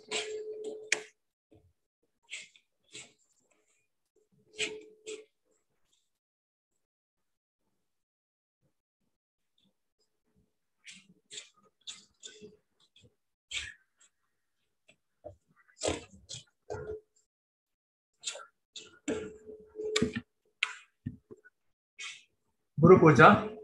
Okay. Sakshadarittvena samasta sasta yukta satara vadayeva saddhi. The spiritual master is honored as much as the Supreme Lord because he is the most confidential servitor of the Lord. Actually, when you're a spiritual master, when we see him, immediately we should remember that he is very close and he is very intimately related to Krishna. Prabhupada said once that actually Krishna told me to go to this material world, write books and come back. And he told that he will give me all such facilities. So they are acting on behalf of Krishna. You can say ISKCON is actually a spiritual branch of Golaka Vrindavan. There is no doubt. That's why Prabhupada says that always don't leave ISKCON. Always take shelter under this movement, because this movement is not different from Lord Chaitanya. Of all kinds of worship of Lord Vishnu is topmost. However, above the worship of Lord Vishnu is the rendering of service to Vaishnavas who are related to Lord Vishnu. So this is clearly known that more than Vishnu temple, we have more Shiva temples in this world. The reason is that Shiva is a great devotee of Lord Vishnu. So this Guru Puja, which we are doing, it is not for self-aggrandizement. It is real teaching. You sing daily. What is that? Guru Mukha Padma Vakya, Aruna Koryo Aikya. I will tell you frankly, whatever little success is there in this Krishna conscious movement, I simply believed what was spoken by my Guru Maharaj. You also continue that, then every success will come. So Prabhupada had full faith in the teachings and word of his spiritual master. While performing arati in the temple or at the temple-related function, a pujari may keep a small picture of his or her Diksha Guru on the arati tray or table instead of on the altar, provided the Diksha Guru is an ISKCON approved Guru in good standing. When you do arati, actually you are doing it to assist Guru, and you should have a photo of Guru. Guru Parampara photo before Prabhupada, the Diksha Guru photo should be kept, and we should take permission from the Guru, and we are assisting only the Guru. And after the arati is performed in the temple, actually in the temple altar, only Prabhupada till Jagannath Das Babaji Maharaj photo should be there. Their personal Diksha Guru photos has to be removed, but while doing arati, the personal Diksha Guru photo has to be there. The picture of the Diksha Guru should be smaller in size than the picture of the Srila Prabhupada on the altar, and it shall be removed after the arati. So the Diksha Guru photo size should not be more than Prabhupada's photo. These are all ISKCON law. Someone comes and asks, do you know ISKCON law 64811? Then we should not scratch our head. The disciples of ISKCON Gurus other than Srila Prabhupada may offer Guru Puja to their Gurus outside the temple room. The temple should provide facility for this disciples worship, like Guru Maharaj comes to ISKCON Chennai temple. In the auditorium hall, there will be Guru Puja. In temple hall, puja will happen only for two personalities. One, the Supreme Lord, and the second is for Srila Prabhupada. Other than that, no one should be offered arati ghee lamp in the temple premises. But Guru is identical to Supreme Lord, but ISKCON has made a rule that actually it should not be done in the temple hall, but it should be done in another hall. And the management has to facilitate that. No one in ISKCON will be addressed publicly with the honorific title His Divine Grace, nor be addressed either publicly or privately by the honorifics ending in Pada or Deva. Disciples may address their ISKCON Diksha or Siksha Gurus as Guru Dev or Guru Maharaj. Actually, His Divine Grace applies to Prabhupada only. His Holiness applies only to sannyasis. His grace applies to devotees, his or her grace. And every disciple should address his Diksha Guru as Guru Maharaj or Guru Dev. So if you say Guru Maharaj or Guru Dev, he can understand that you are my Diksha disciple. Normally we address Maharaj. So we accept them as the Siksha Guru. But for Diksha Guru, we should say Guru Maharaj, and Guru Maharaj is very specific. If they call Maharaj, then say call Guru Maharaj. Like father is father only. Big father, small father, they are other ISKCON Gurus. So Guru Maharaj means it's the standard thing. It means that he is your Diksha Guru, and Guru can also recognize that he is my Diksha disciple. ISKCON Law 648. Events welcoming Vaishnavas, including those serving as Gurus to ISKCON temple, should be modest. For example, offering of a sitting place, offering of prasadam and something to drink, presentation of a garland and performance of kirtana. As I said earlier, ISKCON is a multi-guru system where there are around more than 60 to 70 initiating gurus. If we offer gorgeous welcome to one specific guru, and if we don't offer gorgeous welcome to other Diksha initiating guru, then the disciples of the other gurus, they may not openly say, but they would be disheartened, because it's again, ISKCON is a multi-guru system. So ISKCON is trying to standardize all these things. ISKCON members shall celebrate Srila Prabhupada's Vyasa Puja ceremony as the preeminent Vyasa Puja ceremony in ISKCON. All ISKCON members are requested to write an annual Vyasa Puja offering to Srila Prabhupada. So Vyasa Puja ceremony of Prabhupada should be more gorgeous than individual sannyasis Vyasa Puja, that is ISKCON Law 648. In order to focus more fully on Srila Prabhupada and every devotee's special relationship with him, and ISKCON Siksha or Diksha Guru may accept public Guru Puja in person once a year on ISKCON property on his or her Vyasa Puja. This celebration may be held in the temple room. Sometimes we see the temple room, the Vyasa Puja may be held, but that is only on one occasion, especially on Vyasa Puja. Like in Panchatattva hall, mostly the Vyasa Puja happens like that. ISKCON members conducting Vyasa Puja ceremonies for ISKCON Guru shall observe them in a modest way, significantly less elaborate than Srila Prabhupada's Vyasa Puja. Sometimes for Srila Vyasa Puja offering, there may be 500 items, and for sannyasis, there may be 1,500 items. So they have made it as a standard. In general, devotees shall observe these Vyasa Puja celebrations in their own locality. In ISKCON, Vyasa Puja books may be published only for Srila Prabhupada. That also has become a law. Herein lies the secret of Vyasa Puja. When we meditate on the transcendental pastimes of the absolute Godhead, we are proud to feel that we are His eternal servitors, and we become jubilant and dance with joy. Actually, this is the glorious position. Actually, there was a talk with Ramananda Rai and Lord Chaitanya, who is the glorious person. Ramananda Rai says that a person, one who has become a devotee of Lord Krishna, is considered to be more glorious. We work in a company and we proudly think, I am the employer of this company. But we are eternal servants of Krishna. The company will provide you salary till the company earns profit, or else they will show you the way, irrespective of whatever we have put hard work. But there is still no strike in the spiritual world that the Krishna has provided salary. Still they are eternally jubilant and dancing with the joy. So Krishna is the best boss. All glory to my divine master, for it is he who has out of his unceasing flow of mercy stirred up within us such a moment of eternal existence. Let us bow down at his lotus feet. So the spiritual master, we can see that actually in Kali Yuga, people are hopeless, but the spiritual master message is very clear that you have an eternal life out of this bodily existence. You have an hopeful spiritual life. What more a person need more than this? We'll go to the next chapter.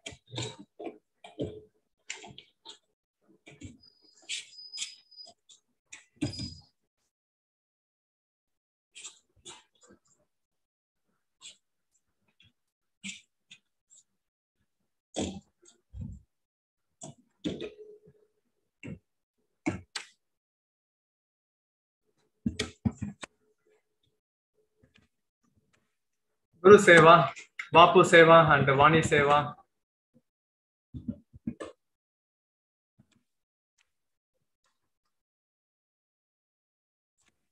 Bapu Seva and Vani Seva. So Vapu Seva means doing physical service to the Guru, like washing his clothes, cooking for him, like when he brings a suitcase, carrying the suitcase, arranging car or local transport, like that. Vani Seva means following his words or instruction. Which is more important, Vani Seva, because Vani is always there. The Vani is permanent. Because when Guru comes once a year or twice a year, we get the opportunity to serve him only for a few days, where we have the personal association. But Vani Seva, like following the 4 regulative principles, chanting 16 rounds, it is Guru's instruction. It is permanent. Daily we can do it. So Vani Seva is more important than Vapu Seva. This also will come as a question. Sadhu Sangha, Sarva Sastra Koil, Avamatra Sadhu Sangha, Sarva Siddhi Hoi. So even 1/11th of a second, if we have an association with a pure devotee, our life becomes successful. Once a sinful person was carried to Narakaloka, the Yamaraja asked one question. Last question, you want to ask anything? He told, if a person has association with a devotee for a second, pure devotee for a second, what will be his destination? The Yamaraj told, I don't know answer for this question. Now let us go and then ask Brahmaji. And when the same question was asked to Brahmaji, he told, I also don't know the answer. We will go and then seek the answer from Lord Shiva. When the same question was also asked to Shiva, he told, let us clarify with Lord Shiva. And when the same question, what will be the destination of a devotee when he has association with a pure devotee for a second? Vishnu told that you are now seeing me face to face. This is the ultimate destination. So like that, the Srila Prabhupada met his spiritual master, Srila Bhaktisiddhanta Saraswati Thakur at Ulta Danga at Kolkata. Then ISKCON child birth happened. And now whole world is taking shelter of ISKCON. Actually, Narada Muni also says, Prabhupada also says that the Krishna consciousness means 95% association with the devotees. Because in the association of devotees, how to chant the holy name, how to serve Krishna, following the Ekadasi Vrata, how to observe the festivals, everything is being taught. The verdict of all revealed scriptures is that by even a moment's association with a pure devotee, one can attain all success. There is no doubt on that. So powerful are the pure devotees. Those who listen to the Bhagavatam may put questions to the speaker in order to elicit the clear meaning, but this should not be done in a challenging spirit. One must submit questions with a great regard for the speaker and the subject matter. A spiritual master is not duty bounded to answer a person's question, but still it should be done in a humble way, not in a challenging way. One must be jijnashu, very much inquisitive to learn from the bona fide spiritual master. The inquiries one makes should strictly pertain to transcendental science. Jijnashu shreya uttamam. The word uttamam refers to that which is above material knowledge. So we should not ask the local things that are available in the market to your guru. We should ask, who am I? How to establish relationship with God? How to perform bhakti? Like that. My dear Sanatana, although you are the deliverer of the entire universe, and although even the demigods and great saints are purified by touching you, it is the characteristics of a devotee to observe and protect the Vaishnava etiquette. Vaishnava etiquette actually pleases Lord Chaitanya.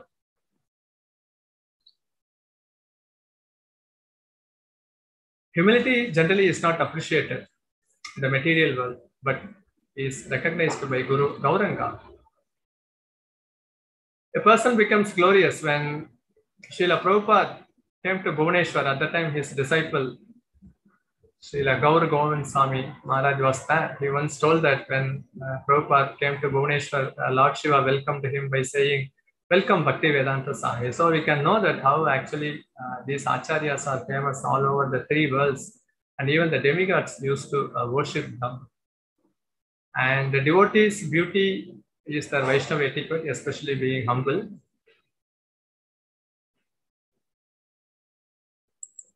Maintenance of the Vaishnava etiquette is the ornament of a devotee. If one transgresses the laws of etiquette, people make fun of him, and thus he is vanquished in both this world and the next. By observing the etiquette, you have satisfied my mind.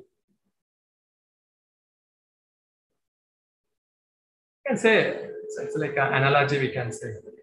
Bhagavad Gita are words spoken by Krishna. Srimad Bhagavatam is the heart of Krishna, and Chaitanya Charitamrita is the mind of Krishna, that is Mahaprabhu, because he has taken the mood of Srimati Radharani. So how to please Lord Chaitanya?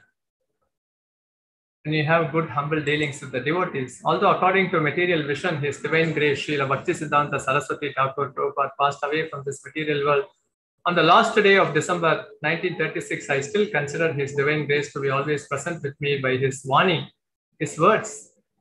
Actually, if we follow the instruction of the spiritual master, we will never feel separated from him. There are two ways of association by Vani and Vapu. Vani means words and Vapu means physical presence. Physical presence is sometimes appreciable and sometimes not, but Vani continues to exist eternally. Therefore, we must take advantage of the Vani, not the physical presence. And actually, this was the question asked to Prabhupada and also to Guru Maharaj once, like Mataji asked to Guru Maharaj, like you have male disciples who can massage your body and then you are also smiling, joking, but we are not able to do that seva. So Guru Maharaj told that if a mosquito comes and then sits in my thigh, it doesn't mean that it is dear to me. So mostly, like when we cannot understand the mood of the spiritual master. Mostly, actually, to my knowledge, 100% of the disciples, when they associate with the Guru, they will get scoldings and chastisement. Actually, the Guru's business is to chastise and scold the disciples in order to make their consciousness, solely Krishna consciousness. The false ego is so strong, and the Guru's duty is very heavy. Guru means heavy, that he has to find only the small fault of a devotee, enlarge them, and then make them humble. This is one side. And on the other side, he goes to Krishna and then appreciates the little service of the glorious service he enacted. He recommends the devotee eternally in the association of Radha Krishna. In Kali Yuga, if a guru scolds a disciple, he will go to the police station and complain even against the guru. That also have happened. But actually, a disciple's mood should be in such a way that Guru should chastise me, scold me, and should rectify me. Guru's instruction is always helpful to us. So one is very, very important, not the Vapu Seva. So for personal association with the Guru is concerned, I was only with my Guru Maharaj 4 or 5 times, but I have never left his association, not even for a moment. Because I am following his instruction, I have never felt any separation. There are some of my God brothers here in India who had constant personal association with Guru Maharaj. So Prabhupada associated with this Guru only 4 or 5 times, but he took his instruction as his life and soul.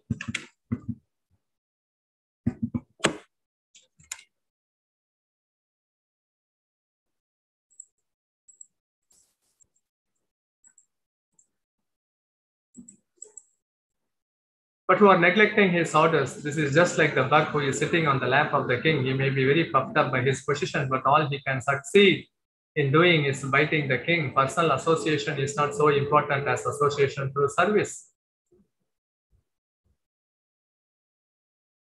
Through the act of service, one can get easily recognized by Guru Krishna. Please be happy in separation. I am separated from my Guru Maharaj since 1936, but I am always with him so long I work according to his direction. So we should all work together for satisfying Lord Krishna, and in that way the feelings of separation will transform into transcendental bliss. So the separation transforms as a transcendental bliss.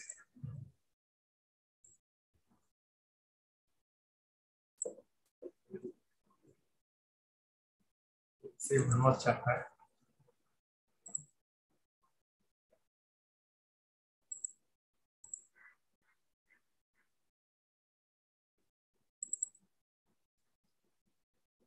Last chapter which we will be seeing today, a rejection of Guru.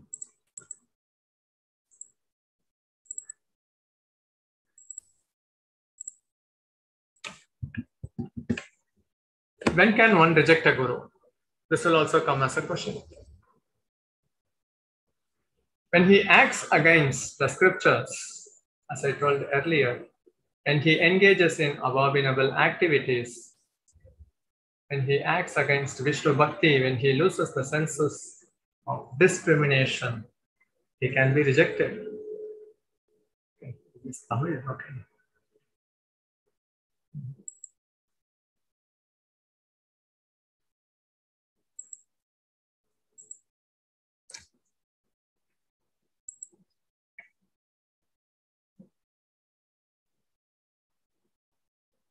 Now, I will continue with this. As told earlier, when can one reject a Guru? Generally, a bona fide Guru should never be rejected because, as I told earlier, then Krishna will say that I already showed a Guru, you rejected a bona fide Guru, so I will not show a Guru for 1 crore plus.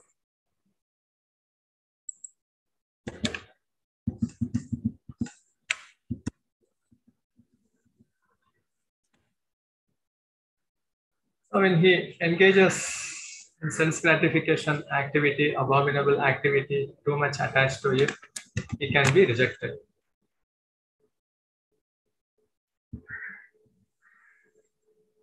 So what is the procedures for lodging complaints? Like we have, if there is some step, they can complain to the police station. So ISKCON is also an institution. Srila Bhaktisiddhanta Saraswati Thakur used to say that institution is an evil, because actually to spread the movement we need an institution, because Prabhupada used to say that I can sit under a banyan tree and give classes, but no one will come. So we need an official institution. But at the same time, when there is an institution, one or two may be deviating, but how to correct them?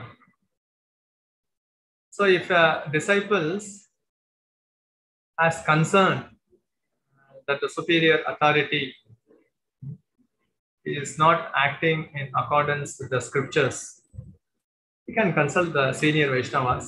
He can complain to the temple or to the GBC office bearers, to the Siksha Guru. And also there are also resolution amendment being undertaken, and it can be also reported to the higher authorities. When not to reject a fallen guru? If a guru is engaged in sense gratification, violating one or more of the regulative principles, but there is hope that he can be rectified, then his disciples should not reject him, but should allow time for such rectification to take place, and they should take shelter of Srila Prabhupada and Senior Vaishnavas as Shiksha Gurus. Not that actually, as I said earlier, to find a Uttama Adhikari or a Paramahamsa Guru is very rare in this world. Most of the Gurus in ISKCON, they are only in Madhyam Adhikari stage. Sometimes one or two instances may happen. In some cases, they have been rectified. That also we should take into account when not to reject a fallen Guru.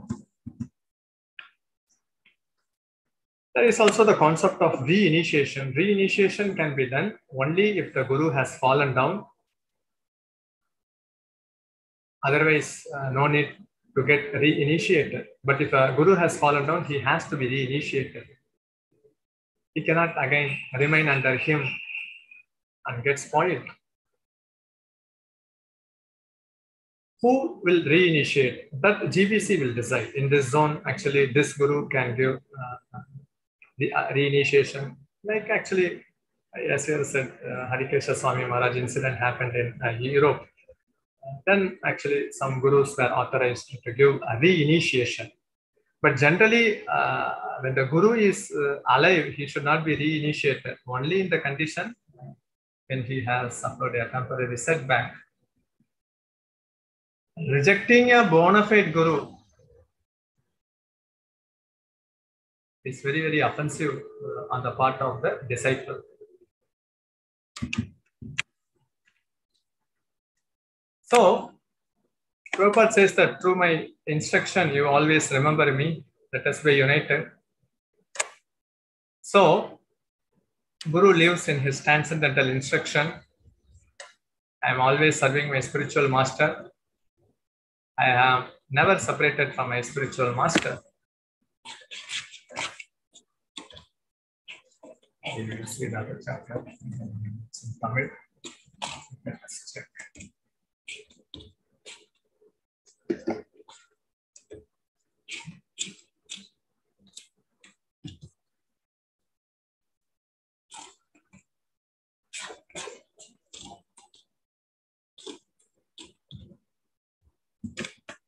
Presenting one's Guru, ISKCON devotees shall instruct new members to take shelter of Srila Prabhupada and to receive guidance, training, and assistance from those who are practically and directly instructing them in Krishna consciousness.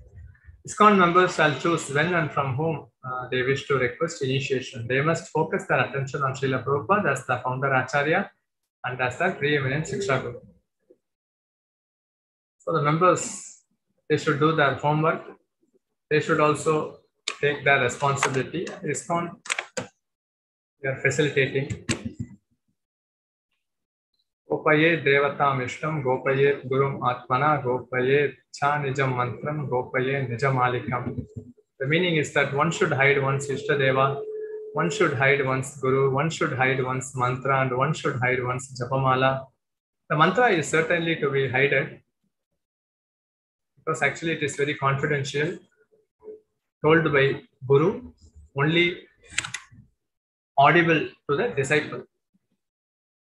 Generally, it is not publicly told, but Hare Krishna Maha Mantra, Lord Chaitanya he broke the traditional practice that anyone and everyone can chant, and you can become a guru and make others also to chant the Hare Krishna Mahamantra. It's actually the special mercy of Lord Chaitanya. Usually it's not done. One should hide one's Japamala. Actually, Japamala given by the spiritual master is also not different from the spiritual master, because actually he chants one round, he touches with the hand, and then he gives the Japamala. So Japamala is actually, when we chant with the Japamala, the holy name, we are directly associated with Supreme Lord Krishna. And even when we chant with the initiated beats, actually we are in touch with the spiritual master. If you want to keep yourself to be protected from Maya, you should always be with your beats. But generally, when we say about the Guru, the tendency is to criticize, because in the material world, actually everyone has come here only to enjoy himself. So naturally, the envy tendency is that if you go voluntarily and say about your Guru, then actually he may be inimical or critical, and we should not be cause for that. That's why actually one's Guru should be hidden, it is mentioned. Ishtadeva, generally they worship a Ishtadeva and they get money or wealth. Generally, I say they don't say these things generally, but here actually Mahaprabhu made the principle Bodo Krishna, Bhajo Krishna, Kora Krishna, Siksha, and Krishna doesn't appear in all the yugas. Last Dwapara Yuga Krishna appeared, and in this Kali Yuga Mahaprabhu appeared. So by their mercy combination, we are worshipping Krishna. Generally, Krishna worship, normally Supreme Lord worship will be there, but Krishna worship is not there always. Disciples of ISKCON, Diksha and Shiksha Guru should not wear or publicly display Guru t-shirts, posters, beadbag, buttons, synthetic caps, etc.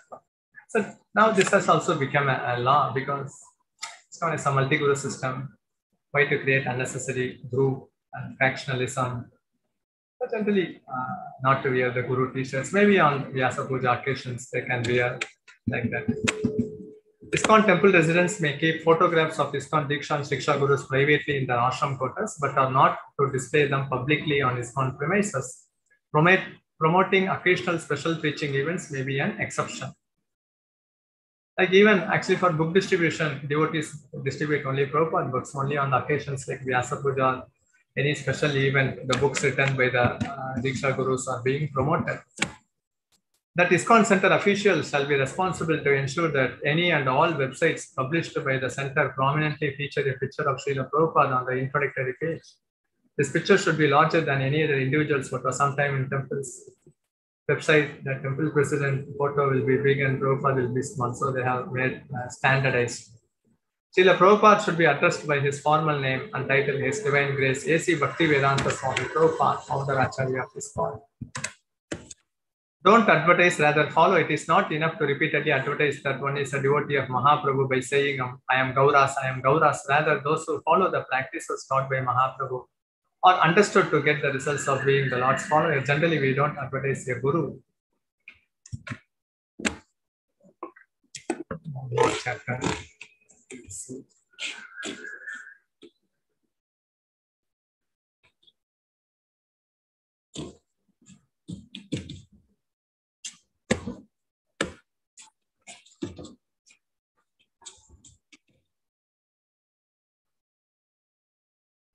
The Supreme Personality of Godhead said, My dear sons of the King, I am very much pleased by the friendly relationships among you. All of you are engaged in one occupation, devotional service. I am so pleased with your mutual friendship that I wish you all good fortune. Now you may ask a benediction of me. So here, actually, this is told by the Supreme Lord to the sons of King Prachina Bhatisha. So here, how the devotees are cooperative is being appreciated by the Supreme Lord. So the cooperation not only attracts the focus and attention of Guru, but also the Supreme Lord. Chaitanya Mahaprabhu himself wanted our cooperation. He is God Krishna, and therefore cooperation is very important thing. Nobody should think that I have got so great ability I can do. No, it is simply by cooperation we can do very big thing. United we stand, divided we fall. This is our. So be strong in pushing on the Krishna consciousness, and Krishna will help. He is the strongest. Still, we must be combined together. Mahaprabhu says, he is the gardener, and how can I with two hands give the love for Krishna, Krishna Prem, the mango fruit to all? You all come and then assist me. Krishna creates the material world by his glance. So Mahaprabhu with his glance can make all the jivas as a pure devotees, but he is giving that great seva to the devotees. You do this confidential seva on behalf of me, and you become dear to me, and you will certainly come to me. This is the assurance given by Lord Chaitanya and also Lord Krishna. So we cannot pull a rath with a single person. More hands are required. So for the movement to flourish and to expand, actually we need cooperation. Your love for me will be shown by how much you cooperate to keep this institution together after I am gone. So Prabhupada says this clearly. So these are all